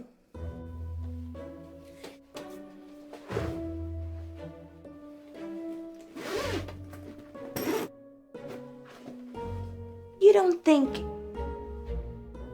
No, I'm being silly. You're not being silly, Alice. I suspect he was trying to make us think the same thing. He said it was a hairy animal. The size of a man. And the moon was full. You don't think there could be werewolves in August, do you? It does seem unlikely. Poe, you're not going to believe this, but there's a full moon tonight. Maybe we should leave early and check it out. Don't you have other plans? It's your birthday tomorrow. I wasn't planning on having an early night. Let me call Gwendolyn. Welcome back, listeners. This is Dark Nights with Poe. And Munro. And we're in the confession booth. The confession booth. Line 2, you're through to Father Poe. Bless me, Father Poe, for I have sinned. What is your name, child? Casper. And what dark anguish burns your mortal soul, Casper? He means, what would you like to confess? Nothing. There's actually something else I wanted to talk about. Okay. Off the air. Well, you'll have to wait a little while, Casper, until after the show. Well, I could wait until then, but that might not give you enough time. Time for what? To save yourself. Casper, I don't know how long you've been listening to our show, but if you're trying to play a game of cat and mouse, just know it's been done before. Much better. You talking about Frankie? That was brilliant. I was totally hooked. What is it you wanted to tell us, Casper? Don't go to Wolf Lane. We're not going to Wolf Lane. Well, we might be. The werewolf, remember? Yes, you are. But you shouldn't. And why is that, Casper? Because it will be the last time anyone sees you. Why? I can't give details, but something bad will happen if you go to Wolf Lane tonight. You know, if you want us to take you seriously, perhaps elaborate on the something bad will happen bit. There's a billion other places you could go, and I'm just asking you to avoid one. But if you have a death wish, go to Wolf Lane. Is that a death threat, Casper? No, this is your future. Trust me, I know. Because you have a time machine? Because I was there when it happened. Well, we're certainly putting the dark in dark nights tonight, August. Maybe we should stop taking calls. Nonsense, Munro. What would this show be without the heady mix of terror and titillation provided by our callers? Well, this radio host has been titillated enough for one night, which is good, because it's time for Betty Buys. Sweet dreams, August. Thank you for listening. Yes, and remember, don't have nightmares. With Poe and Munro. So what do you think?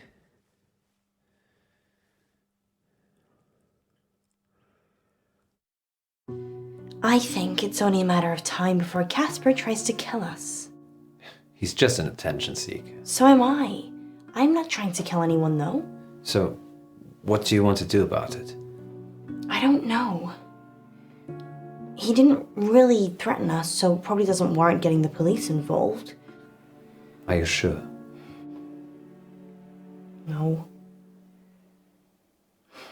I wish we could have one simple, uneventful, boring night. I don't think you'd like boring, Miss Munro. You're right. Which is why we're going werewolf hunting. Casper didn't put you off? No. Telling me not to do something makes me want to do it twice as hard. Really? Well, definitely don't do the whistle swinger again. You like the whistle swinger, don't you? No. Even if it's twice as hard? We're not going to make it out of here if you keep talking like that.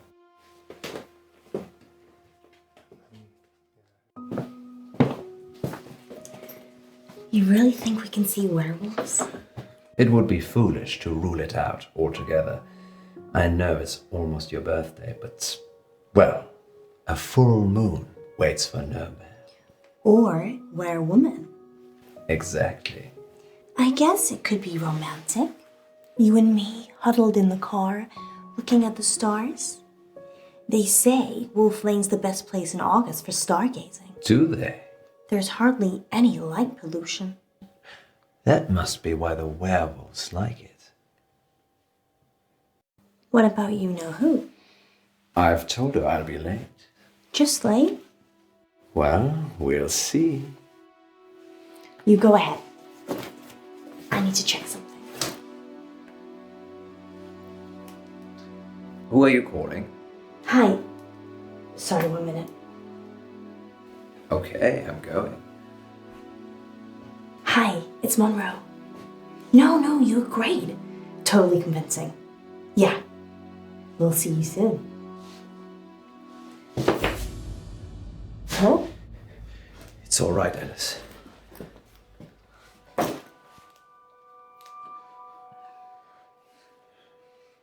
You don't need to do that. It's not a hold-up. I beg to differ. This is for your own protection. Who are you? I'm Casper Light. I'm... From the show. You just called into our radio show. Oh no. I must have come back again. Are you okay? No. This means I've already failed. What is it you want exactly? I work for a company called Coit Industries. They do experimental stuff. A scientist? No, I'm Eminem. The rapper? Mishaps and malfunctions. We clean up messes. I'm here to save you. Save us from what? Disassembly? You have to stay away from Wolf Lane. We're not going to Wolf Lane. You told us not to when you called, so we're going straight home. Isn't that right, Munro? Yeah. I'm so tired. See? There's no need for any of this. Please, put the gun down. I'm sorry. You have no idea what's at stake. Don't try it. It always ends badly. Rock, paper, scissors?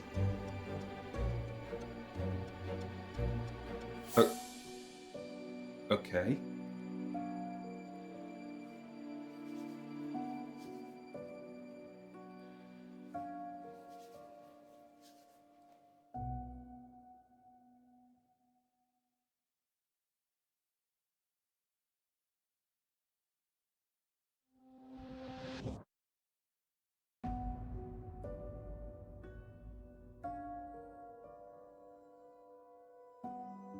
Back you go.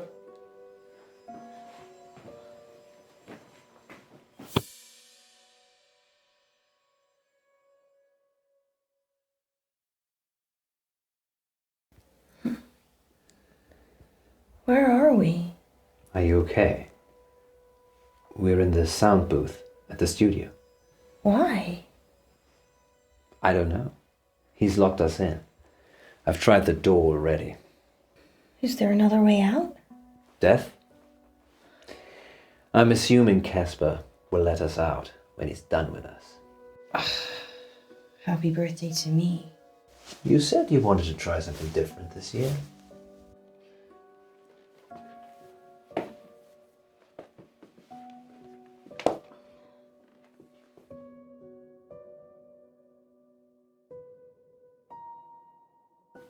I'm sorry I had to do that. It's to keep you safe. I work for a company called Coit Industries. We specialise in speculative technology. I say we. The science team do the heavy lifting. I'm just M&M. Mishaps and malfunctions. It's my job to clean up the results. Normally I don't intervene, just let it happen, then clear up. But people will still be listening to you years from now because I've saved you.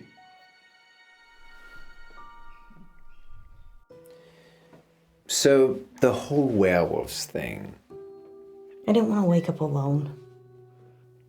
I don't get it. Let's face it, birthday or not, you'd have gone home to your wife after the show. I know you'd have stayed late and we'd have had some fun, but eventually you'd leave, like you always do. Munro.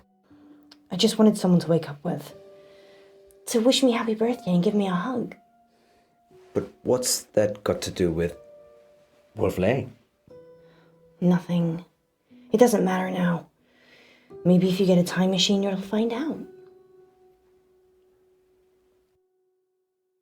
Okay, it's like this. Around midnight, you're on Wolf Lane. At the same time, an organisation I can't name is testing an experimental weapon. The test glitches, you get fried, and M&M are called in for disposal. Because it's not your normal run-of-the-mill explosion. Tomorrow, the news spreads that you've vanished. You're never found. Time travel is Coit's most profitable service. The key is subtlety. You don't use it to kill Hitler. You use it to manipulate election results, justify wars, or in my case, rescue 2 local radio hosts so you can keep listening to their show. You're welcome, by the way. Let us out! Let us out! No point yelling, Munro. It's soundproofed in and out. Fine. Let's use our mind power to open the door. So that is how the world ends. You didn't hear it from me. I wish you'd say something. I'm just gonna go. I'll leave it another minute just to be safe, though. Good luck, Poe and Munro.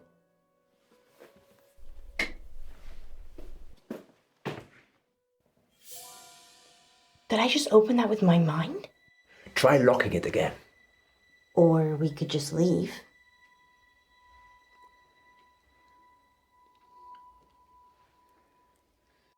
What if your telekinesis only works in this room and only on your birthday? Wouldn't you want to know?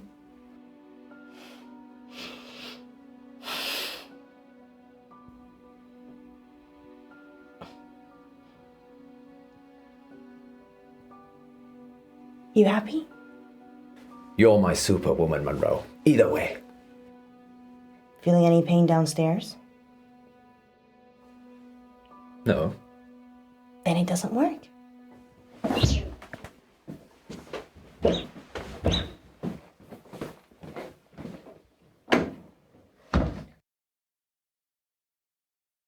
It's 8 o'clock, and this is your August update. A broken gas pipe on Wolf Lane caused an explosion last night that claimed the life of entrepreneur Venice Pavel. 29-year-old Miss Pavel was the newly appointed CEO of Intervine Futures, a company whose breakthrough research in quantum mechanics promised consumer teleportation within the next 5 years. A gas leak on Wolf Lane. The weather tonight will be clear and dry with highs of 12 and lows of 8. And that's your August update. A gas leak on Wolf Lane? We need to check these updates before we go live. That could have been us. I'm not sure that I believe any of that. You think Casper caused the explosion? Probably. He just didn't want us on his conscience. Why? Why not kill all of us? I don't have a crystal ball or a time machine. I don't know. Teleportation. Miss Pavel was competition. He said he was saving us. Maybe he didn't. Maybe Miss Pavel wouldn't have been at Wolf Lane if we'd been there. Or if we'd have been there, we'd have saved her. Well, August police can deal with all of that now. August police need to outsource. Good thinking. And your brain is as big and wonderful as your heart.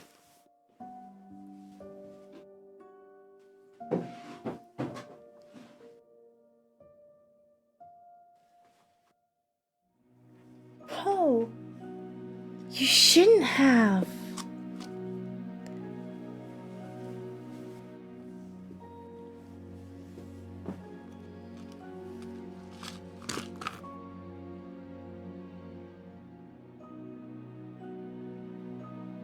Hurry.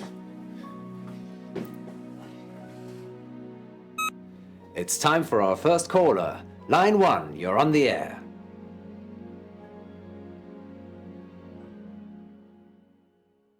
Dark Nights. With Poe and Munro.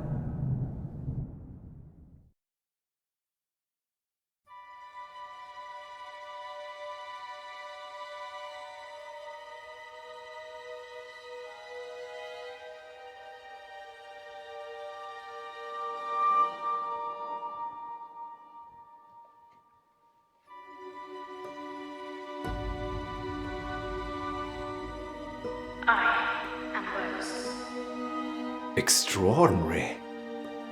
What is your wish? A wish, you say? Let me think.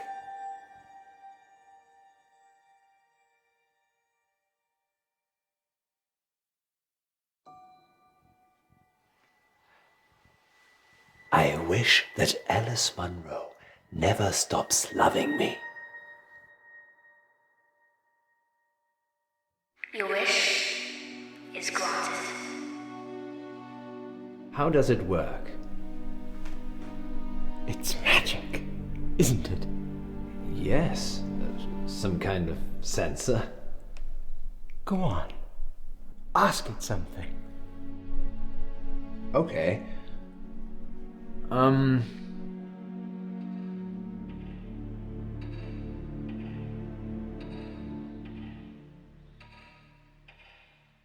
What time is it?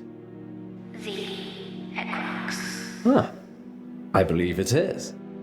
Sometimes she's cryptic.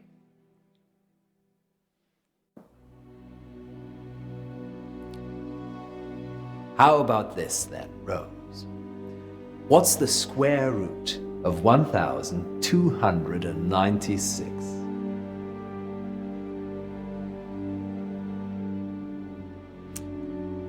She's confused. I'll do a reboot. Oh, no, it's fine. It's wonderful. I'm sure August will love it. Museums aren't what they used to be, Poe. No. They're much rarer than ever before. Too kind. Let me get those prizes for you. Of course. Happy to help. Let's call it payment for that wish. Yes.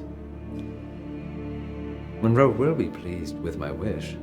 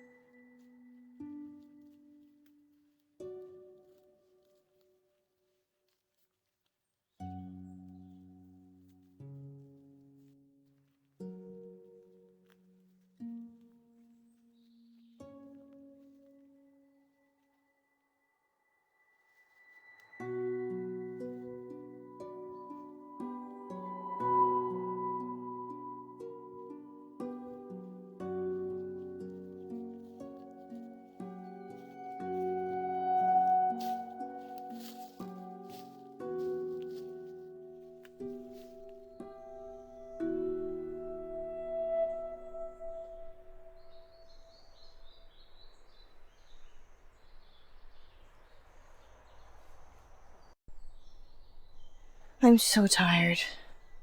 I could be watching reruns of Moonlighting right now.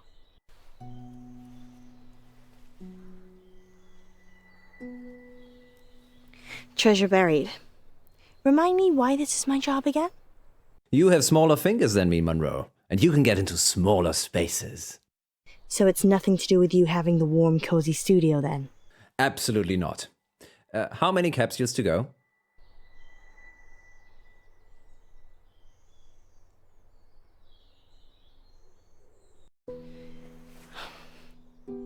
Are we getting paid for this?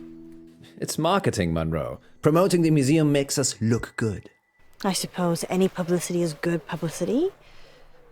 I've got one left. Good work, Munro. Going live in 3, 2... Welcome back, listeners. Good news. Munro only has one more capsule to plant. That's right, Poe. I'm almost done. And then our listeners can start trying to find them.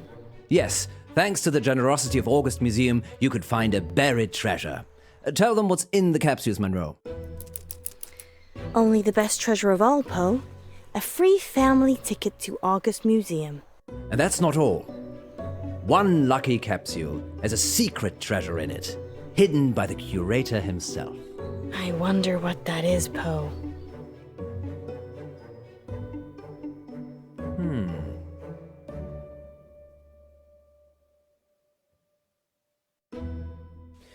Maybe it's a magical potion. Oh, Poe, I wish it was. Because then it could teleport me back to the studio. That's so sweet, Munro. I miss you too. And teleport you back out here. I see. Moving swiftly on. Did one of them feel different to the others, Munro? No, not really. Well, handle them carefully, in case they open a portal to another world. Could do with one. Okay then, sounds like Munro is getting a little frosty. Time for these words from our sponsors. Remember, Munro, if you speak with a smile, people know you're smiling.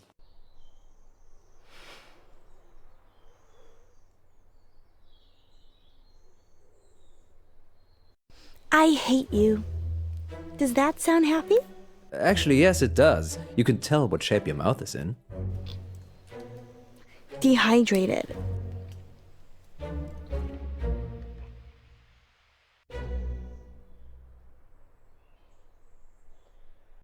I think I'm gonna keep this last one, Poe. But we're supposed to be hiding all 10. I know, but we could give it away live on air. I suppose. Okay. Bring it back with you then. On my way. Welcome back, listeners. It's time to find the treasure. Get the geocaching app. Search for hashtag Poe and Munro, no spaces, and join the hunt. If you see Munro, tell her dinner's in the dog. Because you cooked it. I'm an exceptional cook. Munro, on the other hand, burns everything. Like our friendship. Sorry, Munro. You know I love you, really. Let's have a little break whilst Munro gets back to the studio. Good luck, August. Yes, good luck.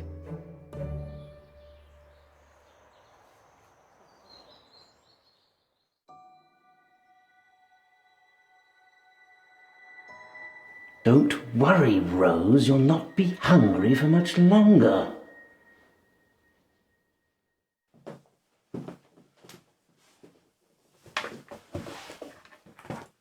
Sorry about the mood. It just felt lonely. You're not alone, Alice. You've got me. I don't know, do I? Of course you do. You know how much I care for you. And your wife? It's complicated, you know that. The thing is, I'm not sure it is. What are you saying? Nothing. I'm just tired, I guess. What we have is special. The most special thing. And your marriage? It's Schrödinger's marriage. I'm simultaneously married and not married at the same time. No, Poe, you're married. There's a piece of paper that states exactly where you are at this current point in time. Alice, we're going live. Let me. 3, 2... Welcome back to Radio August's Treasure Hunt, sponsored by August Museum. Earlier today, I placed 9 capsules in and around town for you lovely listeners to find, and one of them was sealed by the curator himself. Find that capsule and you'll win. A hot dinner date with me, Alice Munro. Munro, that's... What if it's a girl? Oh. I hadn't thought about that. I would love that, actually. Did you mean hot dinner as in the food is hot? Or a hot date? Well, I suppose that depends on who wins, doesn't it, Poe? Astounding. Munro is offering a dinner date with the first person who finds the curator's capsule. Good luck, I suppose. Oh, and spoiler alert, I wasn't that great at hiding them. Finding them should be easy. Much like getting a date with you, then. You could always try and find it yourself, Poe. But I already have so much of you already, Munro. Oh, look! We have our first caller.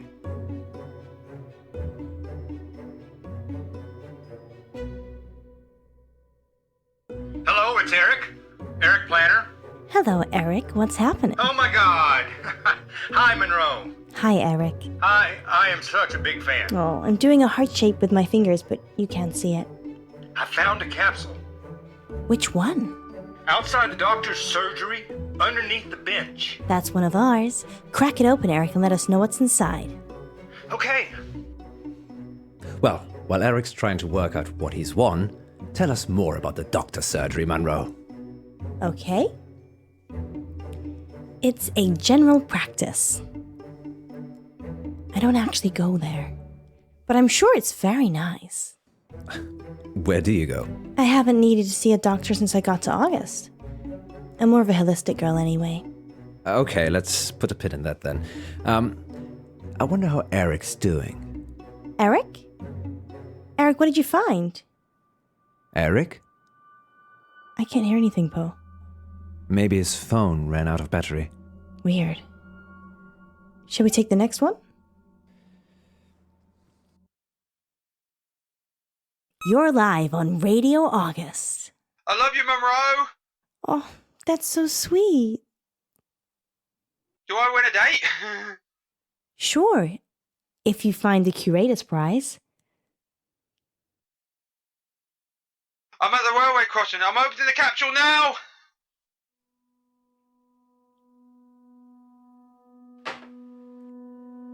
What was that?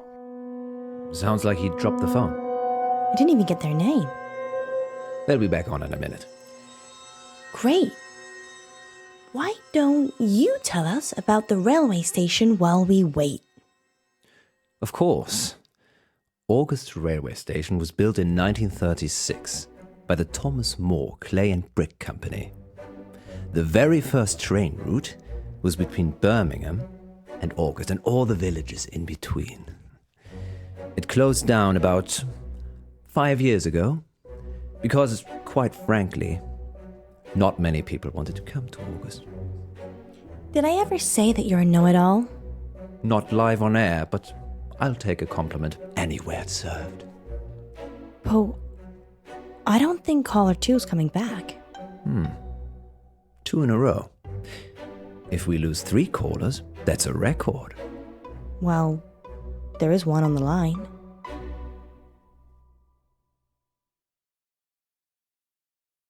Third time lucky?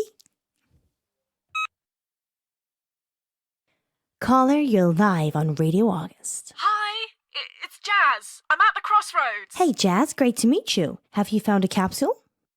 Yep, it was by the postbox. That's one of ours. Now, remember, once you've opened it, try not to lose battery, or get cut off, or disappear. Got it. Opening it now.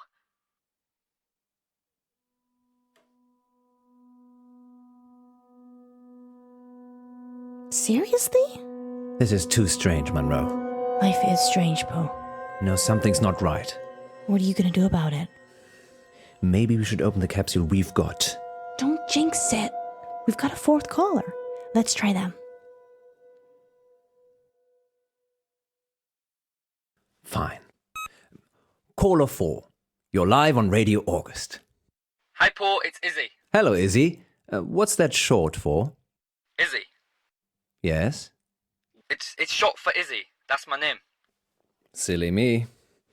Where are you, Izzy? I'm at the Old Well in Brierley. Is it in the bucket? It's not in the bucket, Izzy. It is nearby, though. All right, I'll have a look. Please call in once you've found the capsules, not when you're in the general vicinity. Found it! Excellent. Now, take a look inside and tell us what you find. Izzy? Sorry. Oh, we thought we'd lost you. No, the lid was stuck. I'm opening it now.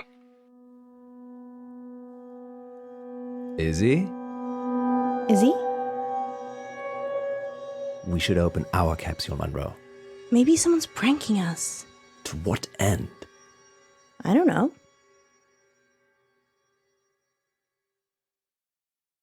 Caller number 5, you're live on Radio August. Hi, Munro. It's Eddie here.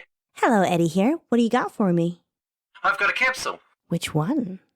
It's from the telephone box on High Road. That's one of ours, although it's not a telephone box anymore. No, it's a defib thing. Yeah, that's used to resuscitate people who have had heart attacks. Good. I think I'll be having one if we go on a date. Well, no one's found the right one yet, Eddie. That we know of. Okay, wish me luck. Good luck, Eddie. Yes, good luck. Eddie? He sounded sweet. Sounded?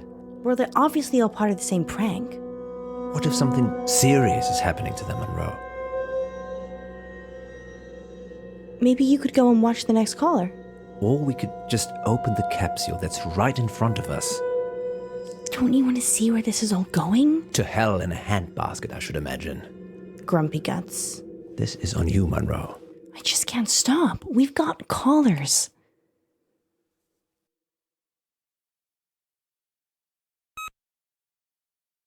Caller 6, you're live. Not for very long. Hey guys, I'm Queenie. Hi, Queenie. Where are you at? I'm at the Mary August statue. It's a stunning piece. Oh, I think you're both stunning pieces. Queenie, that's sweet.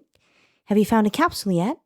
Yes, but I've been listening and I'm getting a bit worried about opening it. The plot thickens. Queenie, are you playing with us? I'd like to be. Well then, open it up. Okay. Another one bites the dust. She seemed quite eager to open it. Perhaps it is an elaborate prank after all. Only one way to find out. Open our capsule? Keep taking callers.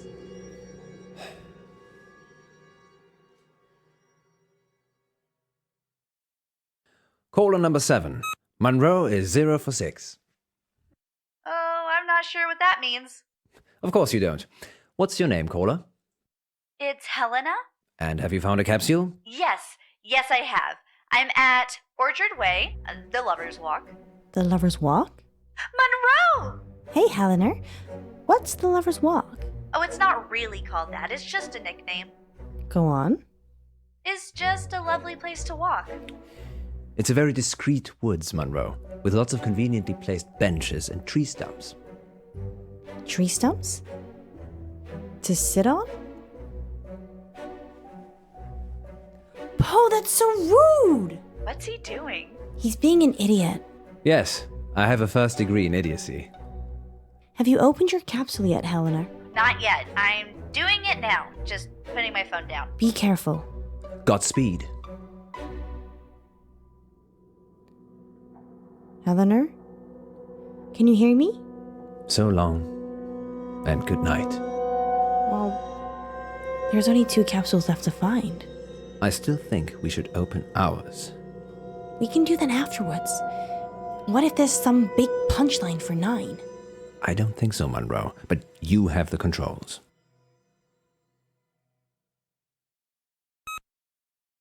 Caller 8? Hello, Monroe.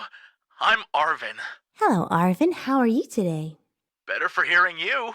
And Poe, of course. Hello, Arvin. Not so much Poe. Alrighty. I'd literally kill to go on a date with you. How many people? That's sweet?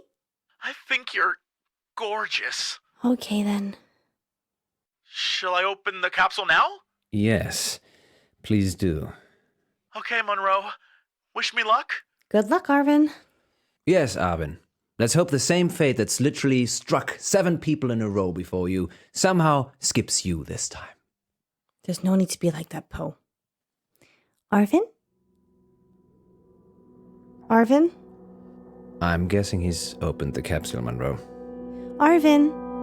Arvin? Anybody there? He's not a ghost. How do you know? We've only got 1 caller left. How did they find them so fast? We didn't even get to find out how Arvin found his. Maybe he just wants to be on the radio. If this turns into a meme, we'll be taking calls like this for the rest of our lives. Shush, Poe. Let's think.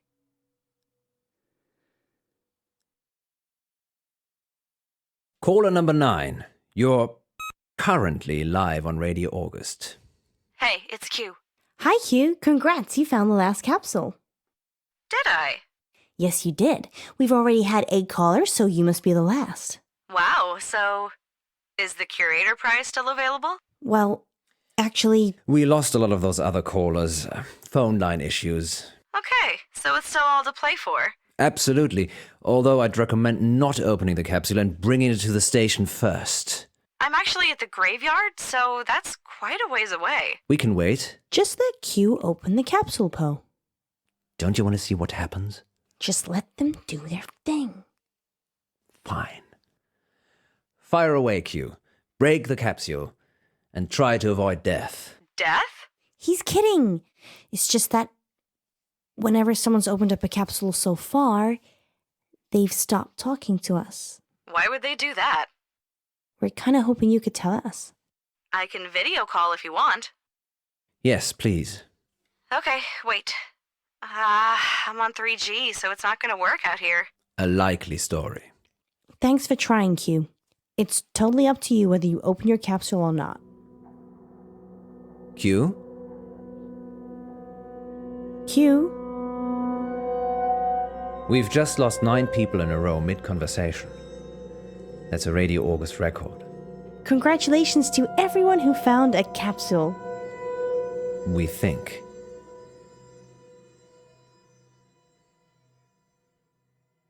and we'll be back on the hour with the next August update. Until then, stay safe, August. And don't do anything I wouldn't do.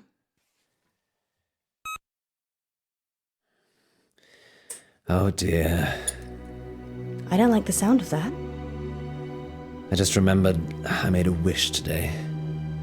What did you wish for? It was trivial. I honestly can't remember. Did it have anything to do with these capsules? The curator did say something about the capsules being payment for the wish. And you're telling me this now? It just seemed like a little bit of fun at the time. The painting was talking. You made a wish with a talking painting. Now you're saying it, that does sound a little suspicious, doesn't it? You think? Maybe I should go and see the curator again. I want to see what's in the capsule. Munro, it could be dangerous. That's my middle name, honey.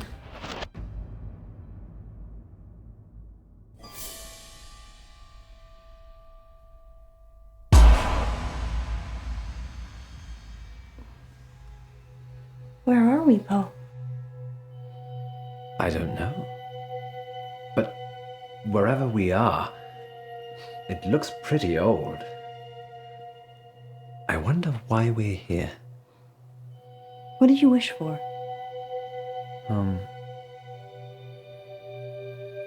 Yes. Go on. I wished that you'd never stop loving me. Hello, Miss Munro, Mr. Pope. This is your wish. Are you Rose? Where are we? We're here.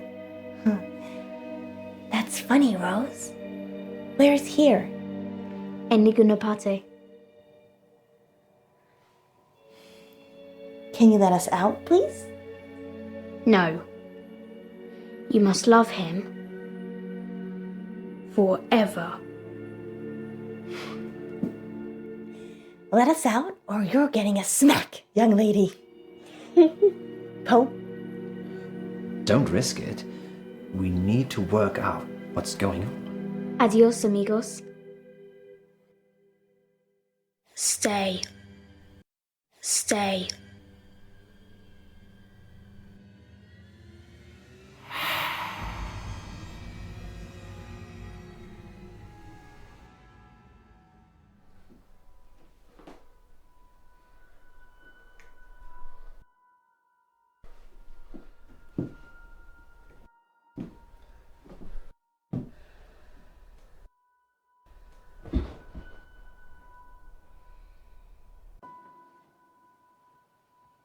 How do we get out? I don't think we're meant to, Alice. This is my wish. Well, it's not my wish. How do I get out? Maybe there's something we can use in this room.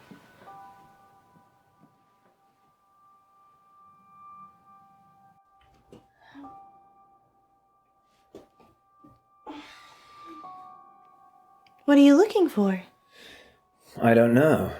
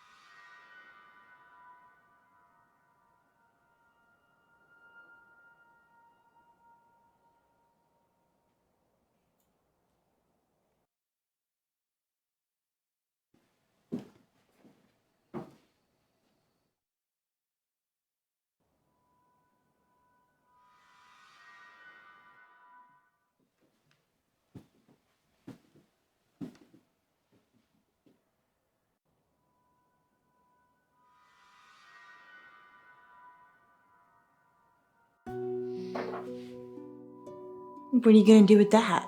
Pick the lock? There is no lock, because there is no door.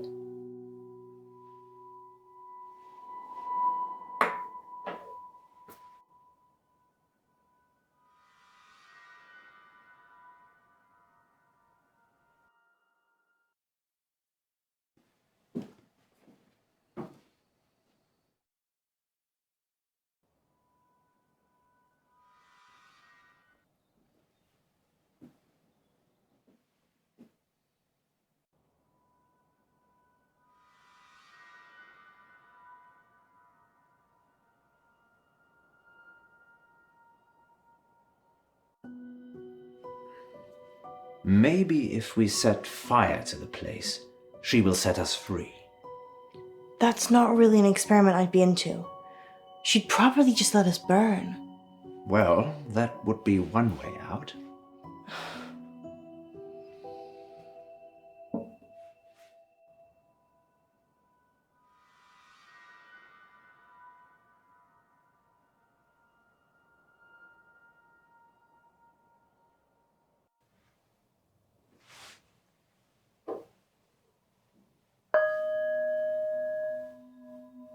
That sounds lovely. It's supposed to be relaxing, to help you meditate. Can it open a doorway? Only to one's mind.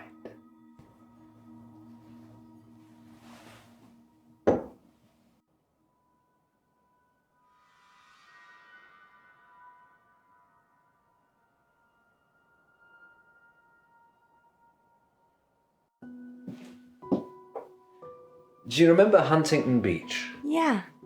You refused to go into the sea or take off your shoes. And as a consequence, I got shoes full of sand. You should take my advice more often. Hindsight's 2020, Munro. Didn't see this coming.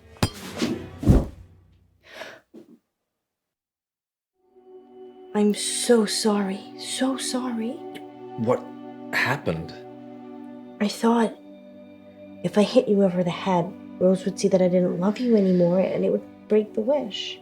I think I see where you're coming from. But when you crumpled to the floor, I felt so bad. Yes, perhaps didn't think that one quite far enough through. I'm so sorry, John. Are you okay? I'm fine, Alice. Just let me get to my feet.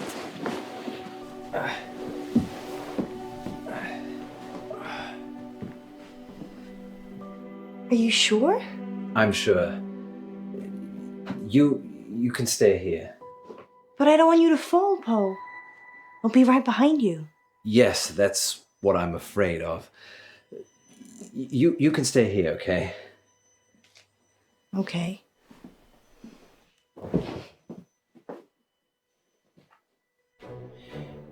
I think you may actually be onto something there, Munro. I am? The wish. We need to break it. How do we do that? You have got to stop loving me. Who said I loved you anyway? I'm being serious, Alice. If you can fall out of love, we can fall out of here. So, you're just going to hurl insults at me? Not necessarily. I can undermine our relationship pragmatically. It's already working. Hold that thought.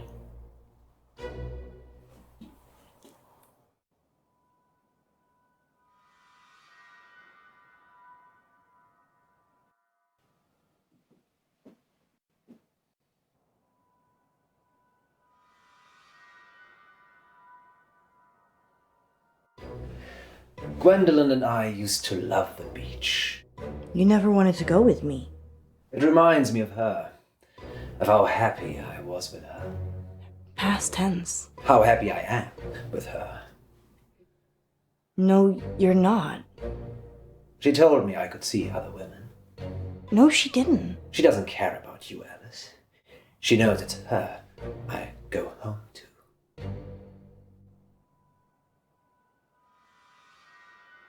Your voice winds me up, Munro.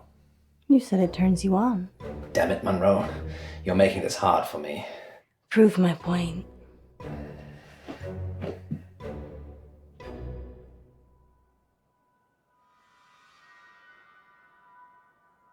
Love is an ephemeral thing, Munro. Only if you're heartless. I want you to stop loving me. I'm getting there.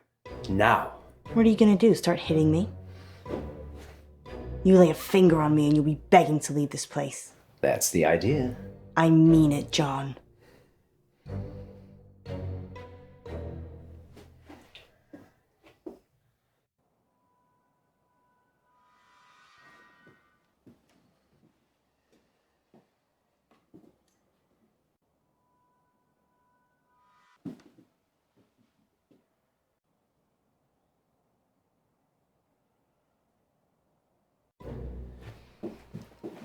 I've started drinking again. No, you haven't. Yes, I have. Why? Because I'm unhappy with you. This isn't funny, John. It's not meant to be.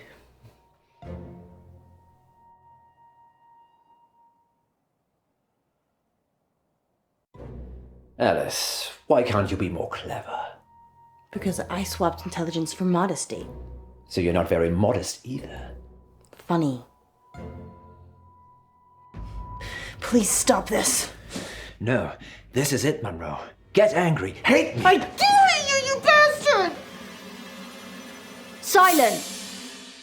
No more talking till I say. I'll kill both of you. Over and over again.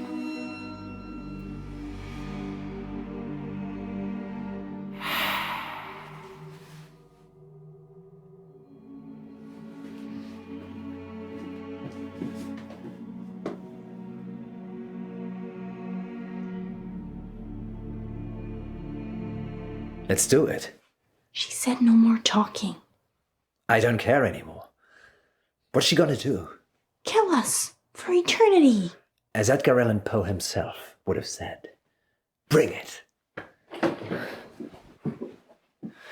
I love you. I love you. Disappointing.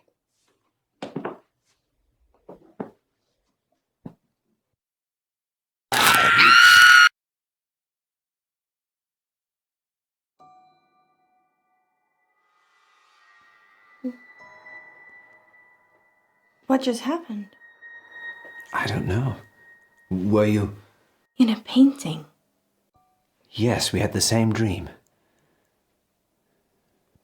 Maybe there were chemicals in the capsules. Yes, that caused a joint hallucination that lasted much longer than the time we've been away. Do you think all the capsules are the same? Probably. You go and get the remaining capsules. I'll visit the curator.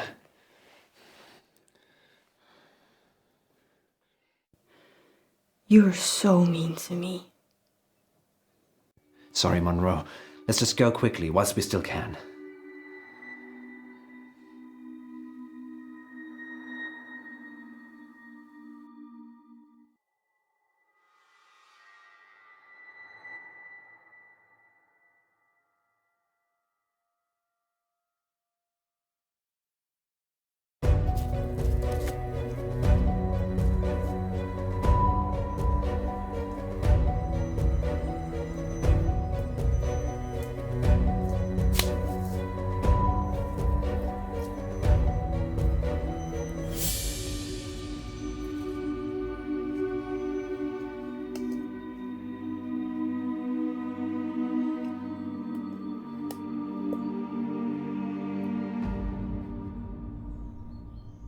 Sorry, August.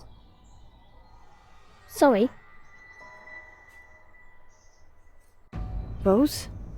Miss me? How are you here? This whole place. It's my prison. Where are the others? I ate them. No. No, you didn't. You looking for this? Don't open it.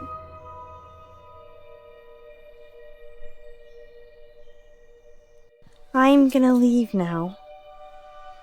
He makes me eat them. I'm just a little girl.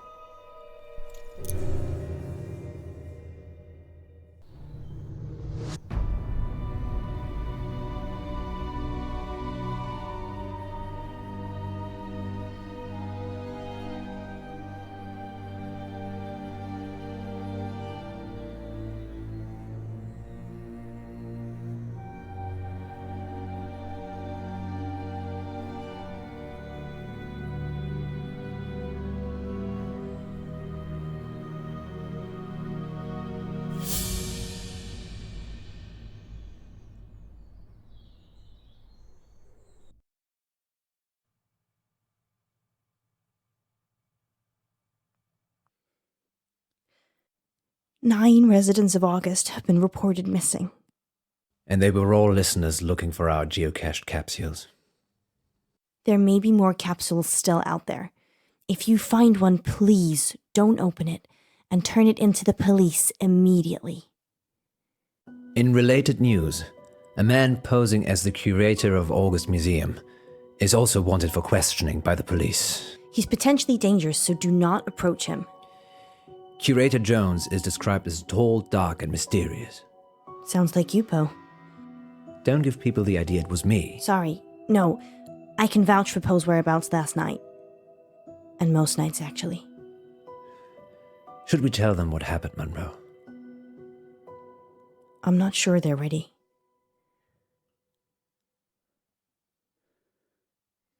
August, we think the curator spiked those museum capsules. Just to be clear, imposter curated Jones, not actual curated Tombs. As absurd as it sounds, the capsules he gave us seemed to contain some kind of hallucinogenic drug. In a Wizard of Oz kind of way. Yes. We think those capsules had the power to make people believe they were being teleported. The drug activated when the capsule was opened. Our capsule took us to a strange place indeed. It was just a room, Poe. No, Munro. I think we were in a painting. Okay. We were trapped. Because you'd made a wish.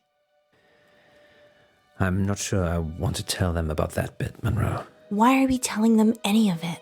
To stop them. Opening capsules if they ever find one. I think they've got that now. I'm sorry, Munro, about all the things I said. Did you mean any of them?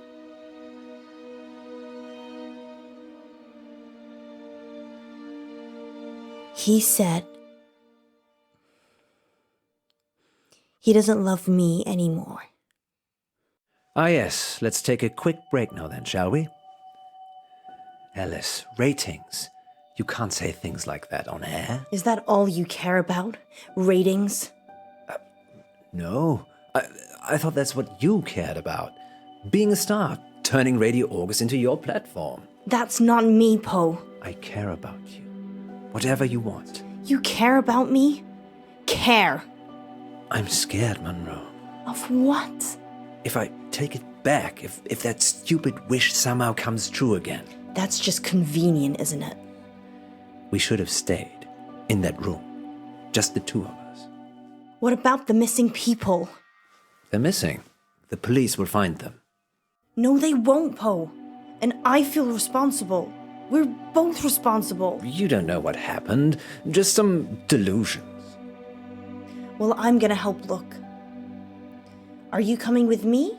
Or do you just care about Radio August?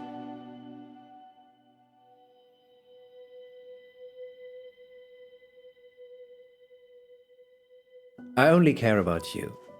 And you're not thinking straight. Radio August will be here for you when you get back.